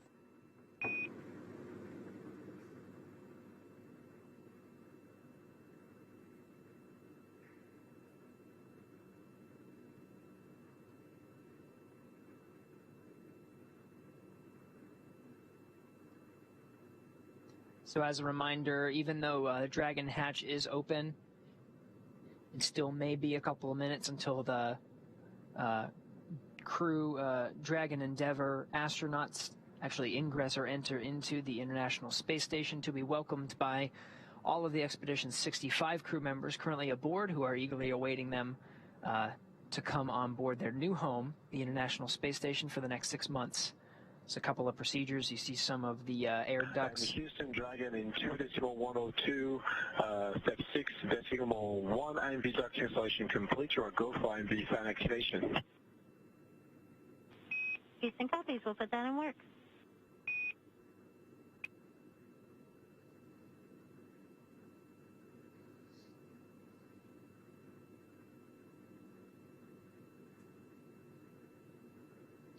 Okay, yeah, so some of those procedures that are happening on the Dragon side, they're going to install some IMV ducting, mixing the air of the International Space Station environment with the air inside the Crew Dragon Endeavour. They're going to seal some of the LiO, or lithium hydroxide cartridges that scrubbed carbon dioxide inside the Dragon capsule on the ride up to the International Space Station. They're going to check some vent valves, so it may be some time until we actually see them welcomed aboard. But just these last final checks are critical before they leave the capsule that brought them up to the International Space Station. Make sure it's good to go, because it will remain docked here for the next 6 months.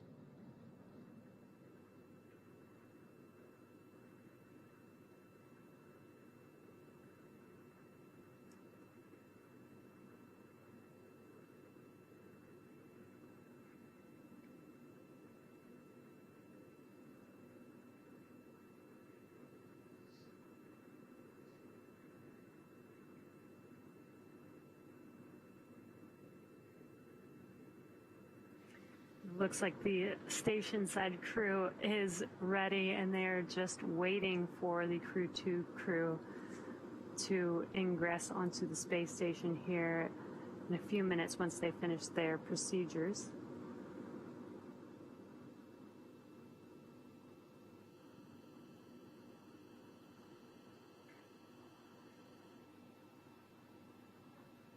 And lots of smiles. They look very excited for this right now.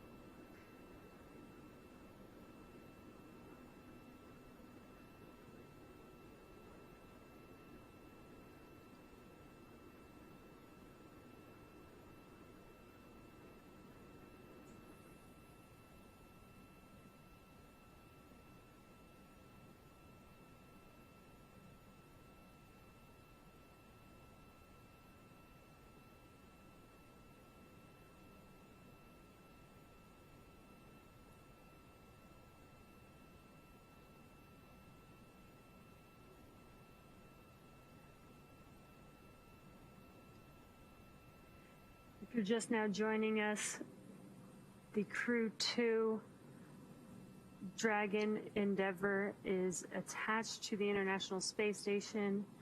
We are just eagerly awaiting the crew on board Dragon to ingress onto the space station here shortly. They're finishing their final procedures. Both the APAS hatch and the Dragon hatch are open. So we should just be a few minutes away from the Crew-2 astronauts ingressing onto the space station.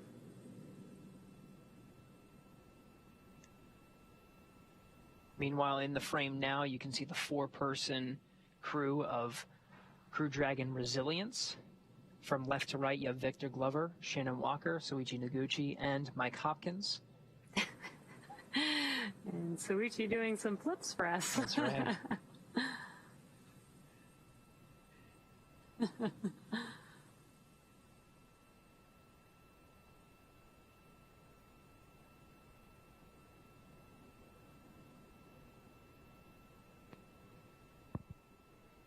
This is the Crew-1 crew waiting to welcome the Crew-2 crew, whom they will hand the baton off to. They'll spend approximately 5 days with the Crew-2 astronauts as they do a handover prior to Crew-1 coming back to Earth as early as April 28th next week.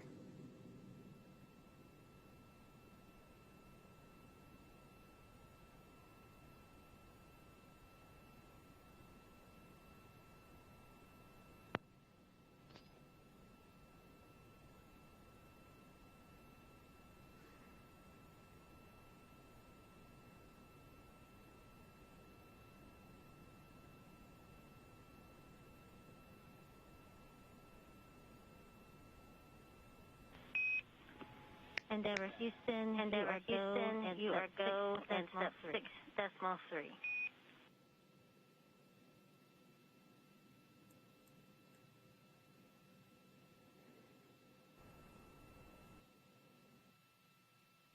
Copy, go and 6.3 for Endeavour. 6.3 for Endeavour.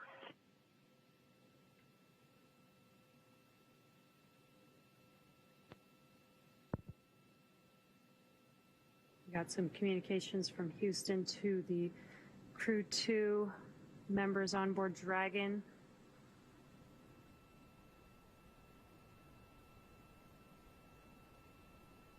Continuing with the next procedure. Again, they should be ingressing on the International Space Station here very shortly.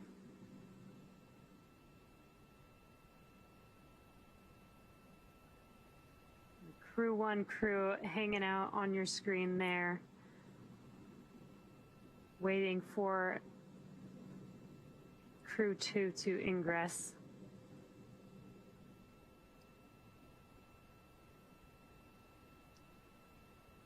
Again, all the hatches are open between the International Space Station and Dragon. The crew of Endeavour just going through some last-minute checklists to make sure that Dragon Endeavour is configured properly before they leave it, which successfully carried them from the Kennedy Space Center in Florida to the International Space Station over the course of just a little more than 23 hours. Docking with the space station earlier this morning at 2:08 a.m. Pacific.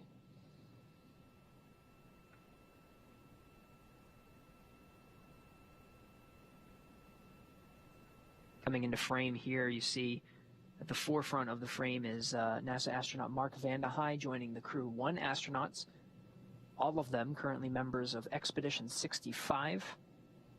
As part of their mission to stay on board the International Space Station for a long-duration mission of science, maintenance, technology demonstrations, and upgrades.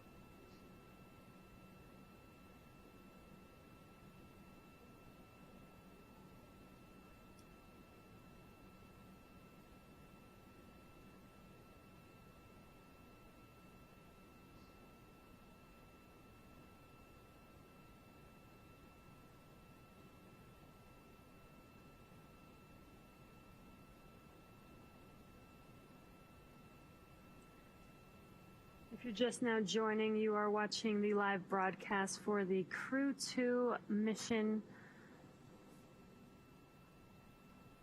We are currently waiting upon the ingress of the Crew-2 astronauts onto the International Space Station. They have already docked.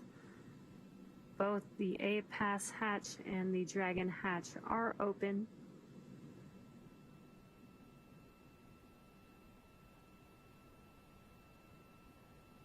New to the frame on the left there is Roscosmos cosmonaut Oleg Novitsky. He was the commander of the MS-18 Soyuz spacecraft that made its way to the International Space Station earlier this month with NASA astronaut Mark Vande Hei. Also on board is Pyotr Dubrov, who hasn't been in front of the frame yet, but he'll be part of the welcome ceremony as part of the 11-member crew that makes up Expedition 65 currently aboard the space station.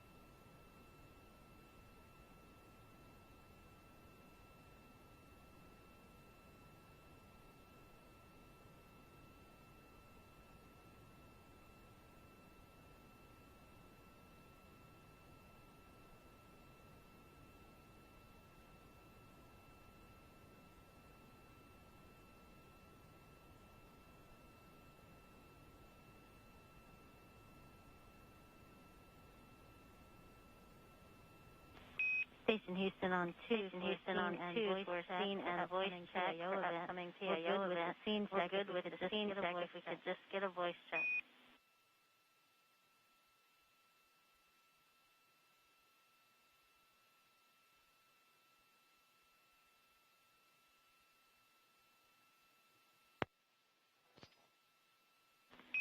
And Shannon, we are not picking up any audio.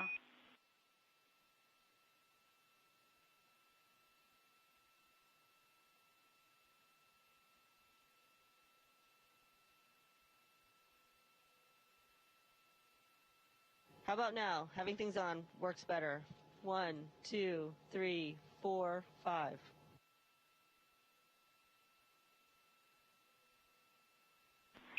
And Shannon, we did hear you that time. We're checking.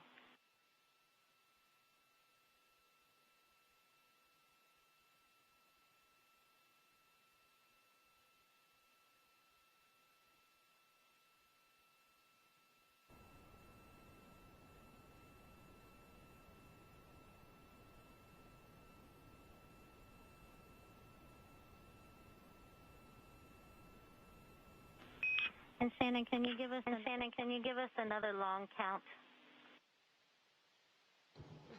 Sure. 1, 2, 3, 4, 5, 6, 7, 8, 9, 10. Copy. Thank you. We're checking. And that's a good voice check.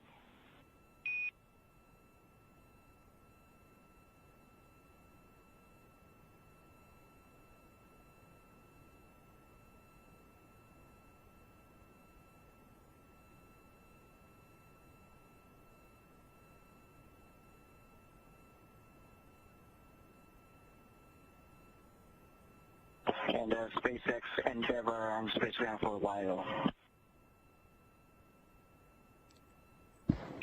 SpaceX is with you on space to ground for LIO. We were trying to install the LIO with the bag cover. That is LIO 1. Oh, correction. Yeah, LIO 2 in the bag and in the non-active storage area. And while we were pushing in, it tore the bag and it cut that bag pretty big. Would you like us to proceed with this or go without the bag?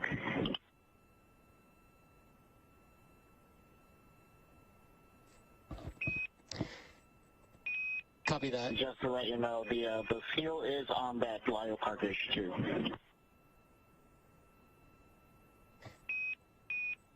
Copy that, Dragon. Just to read back, there is a tear in the LIO bag as a result of trying to insert into the LIO slot. Stand by, we're going to get you some forward actions. Okay, copy. And we do have a camera pointing at it right now. It's a cargo camera. Copy that, we see it, thanks.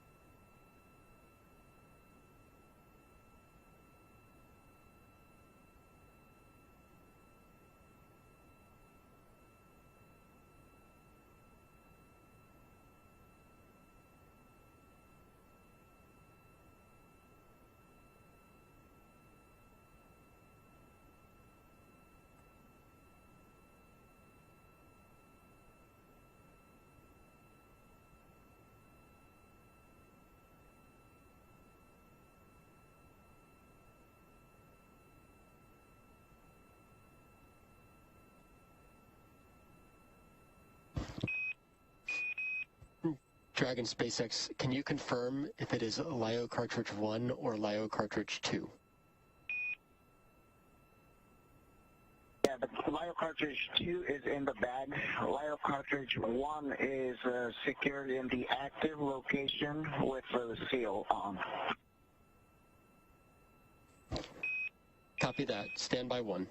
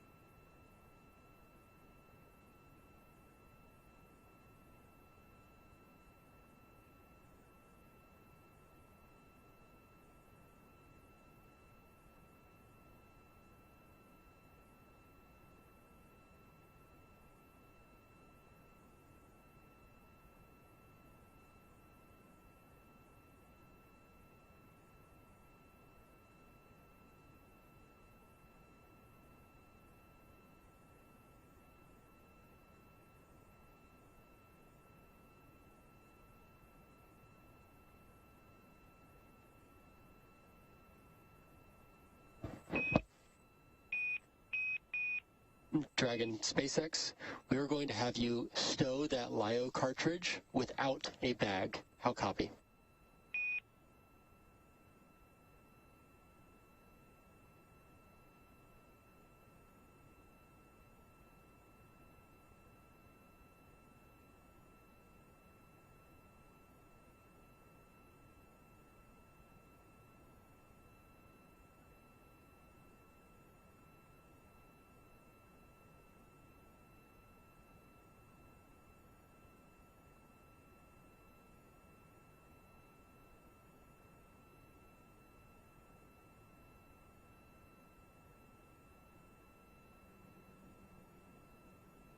All right, for those of you joining, we're in a handover period with some of the tracking and data relay satellites, geosynchronous satellites that provide the video feeds we were seeing and enjoying from the International Space Station as we eagerly await the Crew inside Endeavour to enter into the International Space Station. The Expedition 65 crew members, all 7 of them gathered inside of the station on the other end of the Dragon's hatch, eagerly awaiting for them to get inside. Flight controllers here in Mission Control Hawthorne just undergoing a series of checks, final steps really, for the astronauts inside Endeavour to undergo before they enter through the hatch and leave the capsule that brought them up to the International Space Station. Some of the LiO cartridges you're hearing are lithium hydroxide cartridges that scrub carbon dioxide from the environment of the Dragon Endeavour capsule. Now regaining some of those views.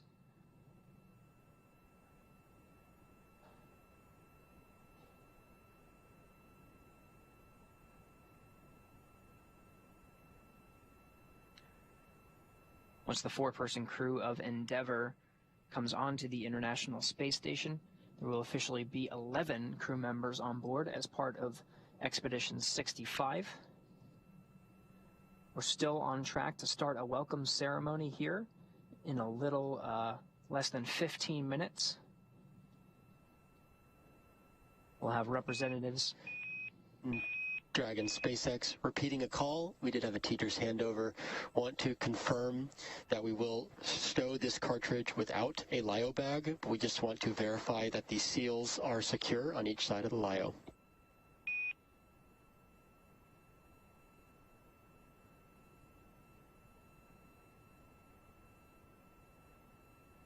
And just to verify, seals are secure on both LiO cartridges 1 and 2. SpaceX copies. Thank you.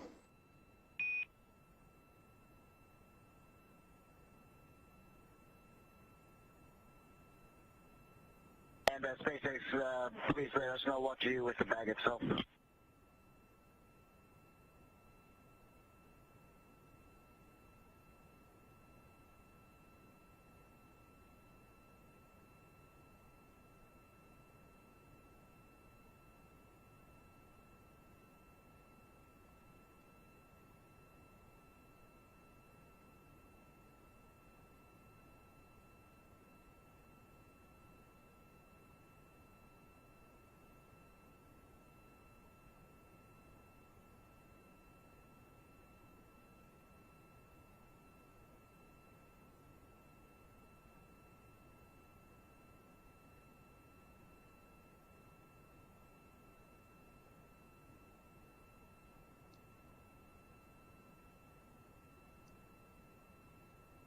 So from left to right inside the International Space Station's.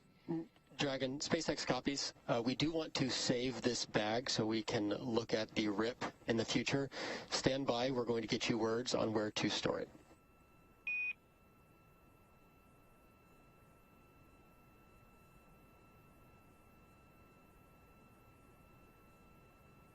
And Endeavour copies. Crew of Endeavour still working through those last-minute procedures. Again, LiO cartridges are lithium hydroxide cartridges that scrub carbon dioxide from the environment of inside Crew Dragon Endeavour.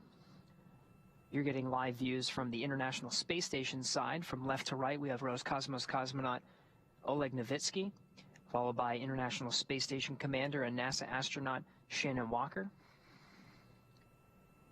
coming down from the... Wire bag. Sorry, could you repeat where to stow that bag?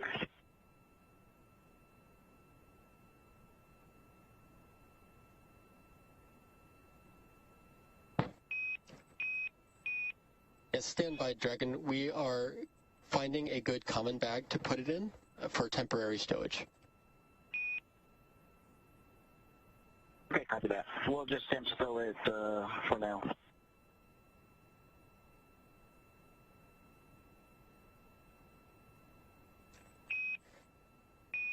Copy, Dragon. If possible, we can also put it in a trash bag in location 17. That would be bag 111.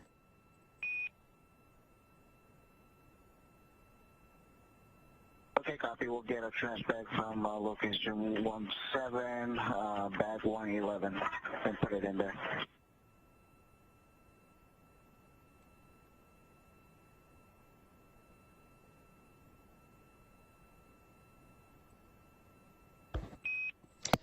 Okay, copy. That is bag 111, and that is actually location 18.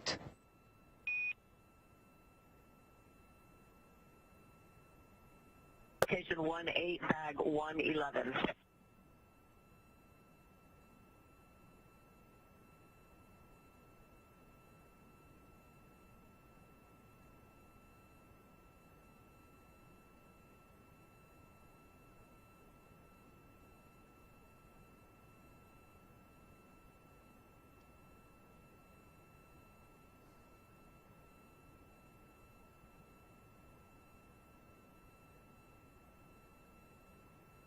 In this frame, all 7 crew members of Expedition 65 currently on board the station gathered to welcome the Crew-2 astronauts aboard Endeavour. On the top left is NASA astronaut Victor Glover. You see Soichi Noguchi in the foreground on the right there. On the far right is NASA astronaut Mark Vandehei.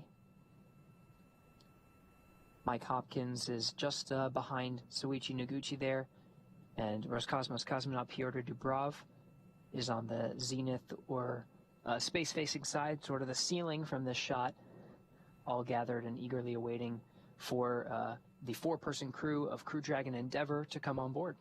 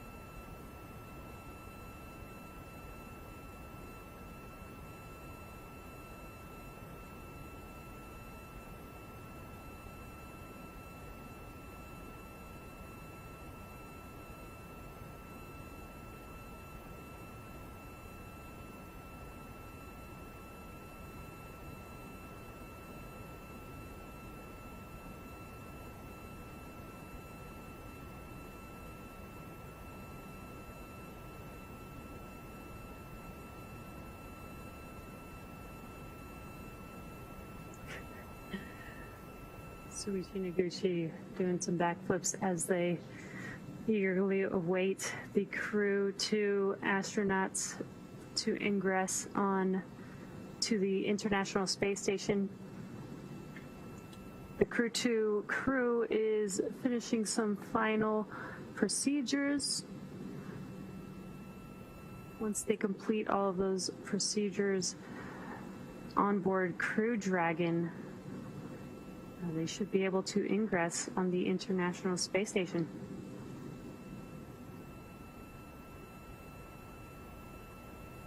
And once they ingress, there will be some welcoming hugs and smiles, and then we will have an official welcome ceremony. It's been a long journey for the 4-person crew of Endeavour. It took them 23 hours to make their way to dock to the International Space Station earlier this morning. That docking time at 2:08 a.m. Pacific.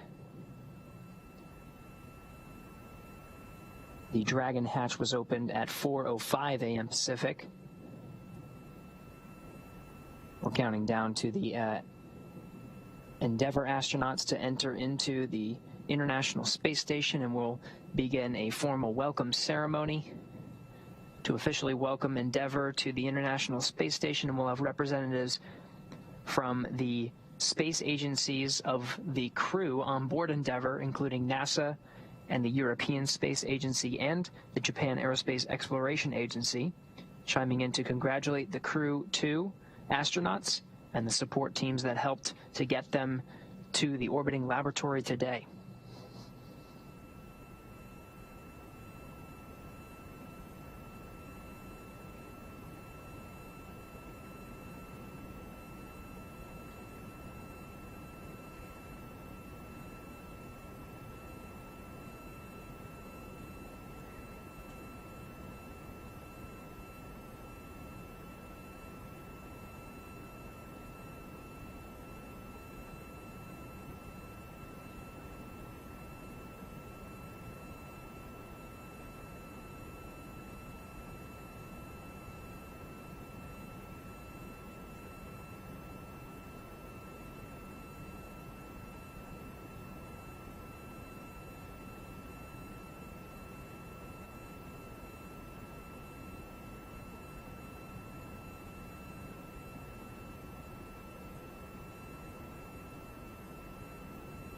Station 2, unless anybody's opposed, we're going to progress with ingress.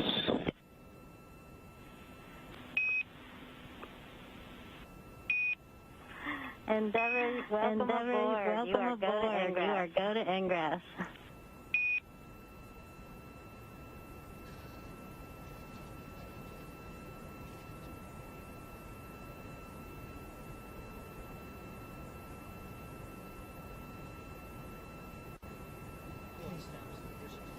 Endeavour arriving. Got some confirmation that the crew is go for ingress, and you can see Aki is the first to ingress onto the International Space Station. And Gwyn. And Gwyn. Followed by Thomas Pesquet from the European Space Agency. Lots of hugs and smiles right now. Pilot Megan McArthur of Crew-2 is next, being welcomed by the Expedition 65 crew members, and Shane Kimbrough bringing up the rear.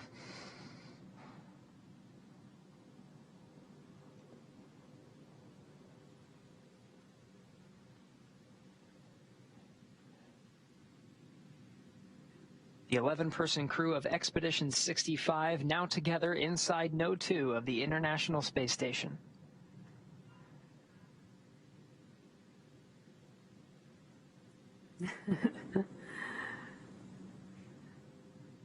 Though we can't even hear audio in there, you could really feel the excitement just by the looks on their faces, the hugs that they're giving. Now they're getting ready for this official welcome ceremony. You can see them getting into position.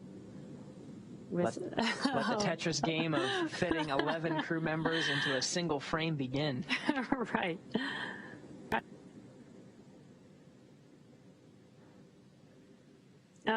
12. Gwyn. Oh, that's right.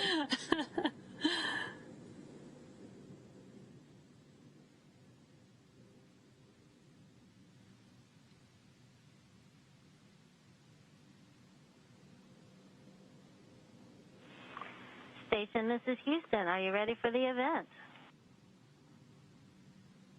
Houston, this is Station. We are ready for the event. Mr. Jersick, please call Station for voice check.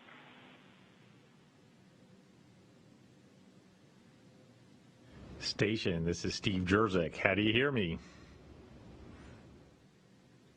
Steve, we have you loud and clear. Welcome to the International Space Station.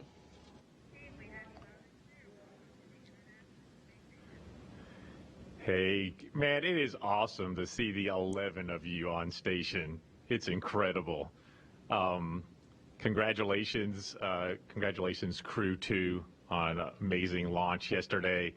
Coming to Kennedy Space Center and watching launches never gets old, and seeing the pre-dawn launch yesterday was amazing. So congratulations. I also want to congratulate the NASA and SpaceX team for our third commercial crew mission in less than a year. A lot of firsts on this mission, including the first crew handover of commercial crew vehicle, and it was really cool during docking to see one Dragon docked on the Zenith port and the other Dragon coming in for docking. So it was amazing.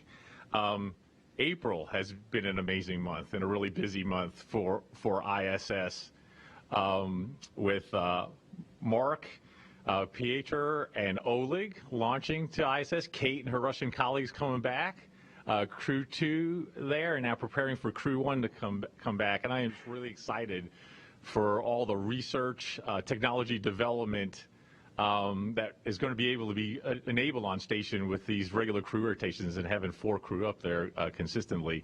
It's not only important for advancing research technology development to benefit folks here on Earth, but also to prepare for Artemis and our return to the moon, and eventually are preparing for human missions to Mars. So it's just an incredibly exciting time for ISS. You know, Shane, Megan, Aki, and Thomas, we thank Tomas. We thank you for everything you do for the agency, the country, and the world, and we look forward to an amazing expedition. Crew-1, you guys have had an amazing 6 months. Mike, Victor, Shannon, and Suichi, I've followed what you've done to upgrade the station and all the research and technology you've been able to accomplish. And just want to congratulate you on an amazing expedition. And we look forward to your return next week. So again, I'm just really excited for this new era for ISS and all that you all have and will be able to accomplish. So thank you. Thank you, Steve. It is very exciting to have Crew-2 with us today, and so I'm not going to take up any time here. I'm just going to hand it over so we can get their thoughts. Thanks, Shannon. Thanks, Steve. And on behalf of Crew-2, we are just so excited to be here. I'm very excited to be here. In some ways, it's been a long journey. In other ways, it's been a pretty quick one-year assignment flow. So it's taken a tremendous amount of work from a lot of different teams to get us here.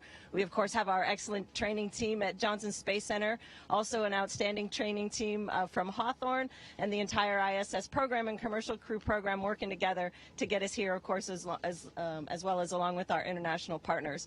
We're just really excited to be here and be part of this historic mission with the 2 Dragons on board.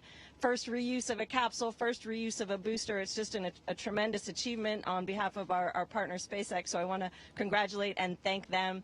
And we're so excited to be here. We're ready to get to work. There's a lot of great science that I know we're going to be doing, and we're just excited to learn and get started. So thank you.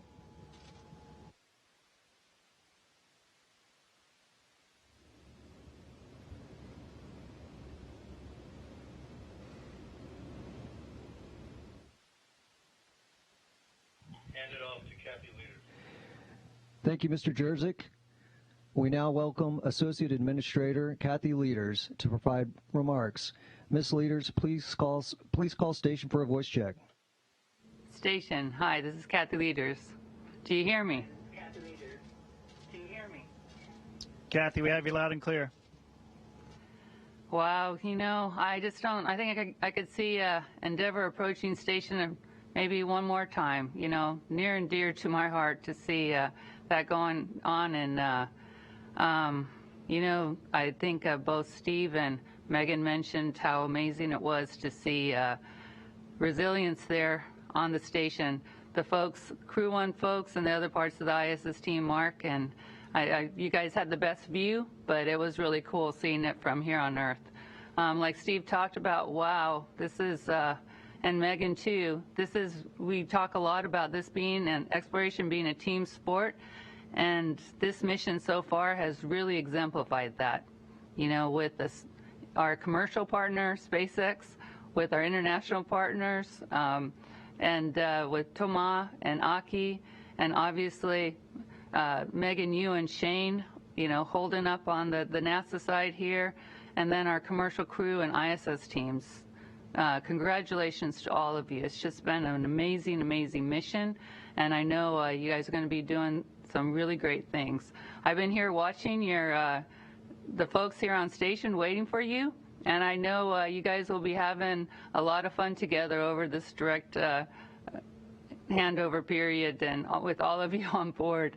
It's going to be a lot of fun for you, and getting ready for Crew-1 to come home. So I just wanted to really, from the bottom of my heart, say thank you. Thanks to all of you. Thanks to the whole team, the international, the commercial, you folks there on the space station now today safely, and looking forward to, like Steve said, seeing your accomplishments over the next 6 months. Thanks again.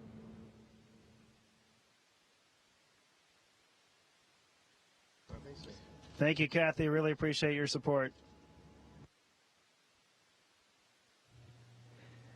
Thank you, Ms. Leaders. We now welcome JAXA President Dr. Yamakawa Hiroshi. Dr. Yamakawa, please call station for a voice check. Station, this is Yamakawa Hiroshi from Tsukuba. How do you hear me? Dr. Yamakawa, we hear you loud and clear.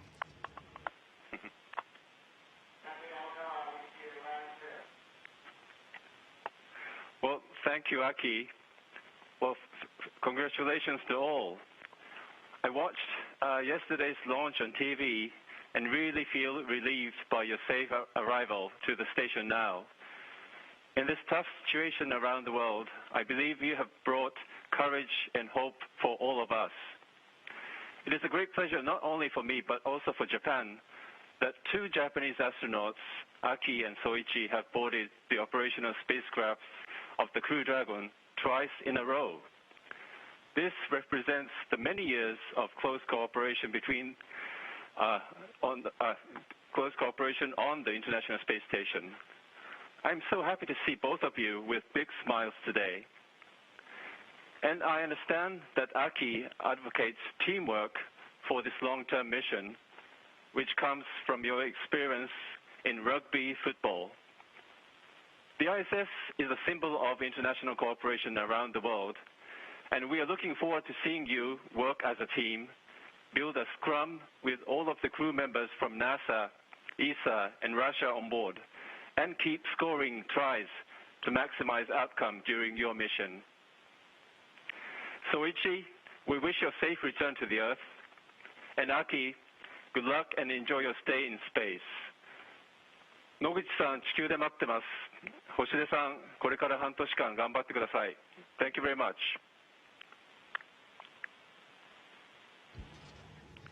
Thank you very much. It's an honor to be part of this team. We have a 11-person scrum right here, and with 4 countries representing.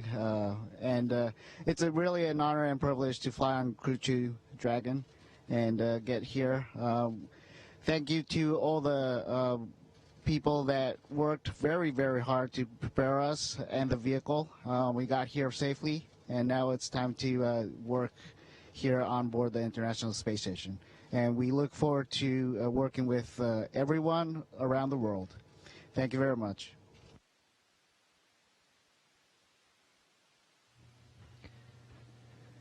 Thank you, Dr. Yamakawa.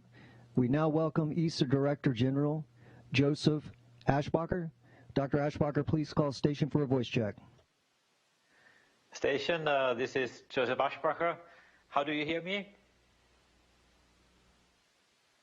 Hey, Joseph, we hear you loud and clear. Welcome to the space station. Thank you, Thomas. This is really great to see you, that you and your crewmates have arrived safely on the space station. Greetings to all of you, 11 of you at the station, from all of us at ESA. It is really a fantastic effort to see you all so nicely grouped together in the group photo. I think the station needs expansion, seeing that you're all crowding together so nicely. On ESA, Thomas, we are all very, very proud of you and what you're doing for space, for Europe, for the Space Agency, also for France. You're extremely popular, as you know. We're all very proud of you, but of course we're also very proud of all the other colleagues which are next to you, because astronauts are so fascinating and they give so much inspiration to all of us. So this was the first launch of an ESA astronaut on a Crew Dragon. It was spectacular, and together with Philippe Baptiste, the newly elected CNES president, we have followed very closely from the suits up all the way to the orbital journey to the station, and now just recently, just a few minutes ago, the hatch opening, and this was really so exciting and really fantastic. It has been, I think, a long day for all of you, but you all look extremely in good shape and in good spirits. You're all smiling. This is really fantastic to see down here from Earth. But ESA is really very happy to see your assignment, Thomas, towards the end of the mission as the ISS commander. And I really would like to take this opportunity to thank the partners of the space station for this honor to give to Thomas, which certainly is a sign and a recognition of his quality and also his personal qualities, but of course engineering and technical qualities to be the commander of the station, and also recognition for ESA as being a strong partner and supporter of the space station all the way. So I know that you have a long and very intense training period behind you, and you're all set to go. There's a lot ahead of you. Hundreds of experiments are waiting, and all of you will be kept extremely busy, but we all look forward to see the results of these experiments. So Thomas, really very best wishes from all of us. Good luck and bonne chance.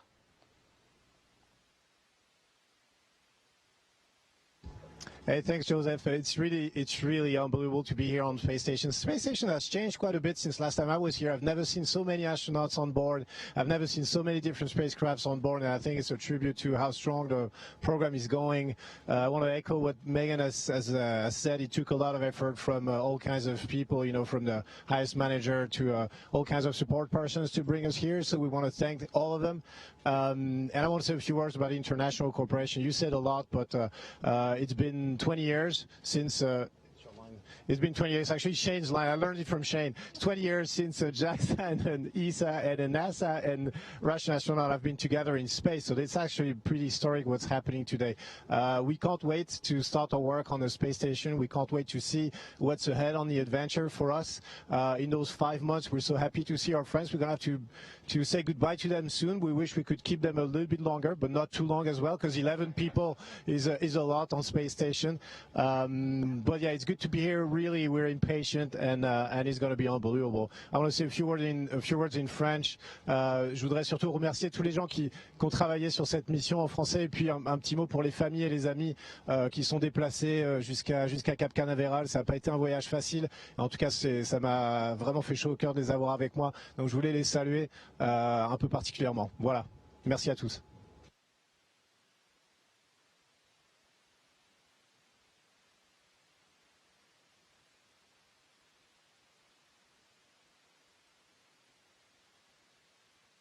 All right, go ahead and... Station, this is Houston ACR. That concludes the event. Thank you. Thank you, Acting Administrator Jersic, Associate Administrator Leaders, Dr. Yamakawa, and Dr. Oshbacher for your participation in the Crew-2 welcome ceremony. Station, we are now resuming operational audio communications.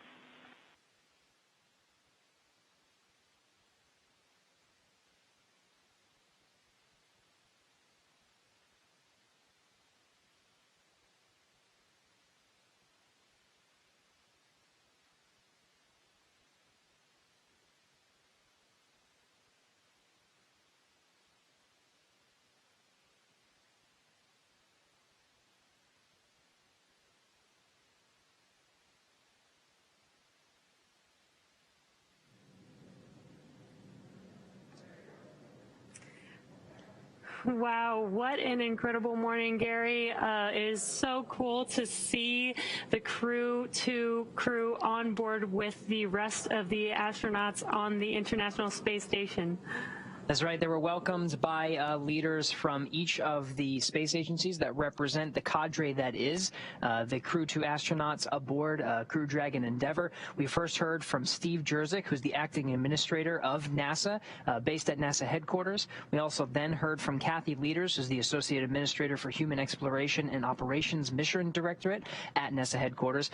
Then we got to hear from the president of the Japan Aerospace Exploration Agency, Hiroshi Yamakawa, and Joseph Aschbacher wrapping up the comments as the Director General from the European Space Agency, each of them chiming in and talking about just what it took to get to this moment with 4 astronauts on board, 4 additional astronauts on board, I should say. An 11-person crew now makes up Expedition 65.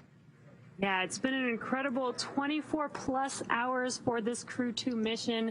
This was NASA's SpaceX Crew-2 mission, and we have been with you all from the beginning, starting up with suit-up of the astronauts in the suit-up room at the ONC building, following the crew on the NASA Causeway in their Teslas as they made their way to the launch pad, go up the fixed service structure and ingressed on Crew Dragon Endeavour.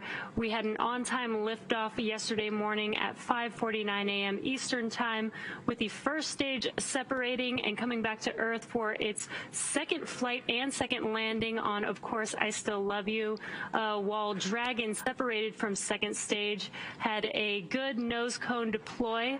We had 5 major burns on Dragon as it made its way to the International Space Station, and finally docking to the space station, where we just a few moments ago watched the crew ingress onto the International Space Station. So an incredible past day watching this mission. On behalf of SpaceX and NASA, thank you for watching today's webcast and for your interest in this exciting second rotational crew mission.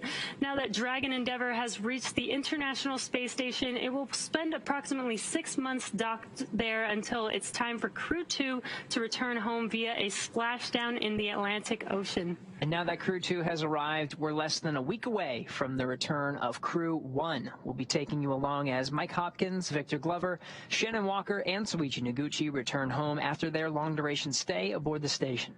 They're currently targeted to return on Wednesday, April 28th, so be sure to tune in as NASA and SpaceX bring you live coverage of every step of their journey. Be sure to follow NASA and SpaceX on social media for real-time updates. And thanks again for watching our coverage. Go NASA, go SpaceX, and go Crew-2. We'll see you again real soon.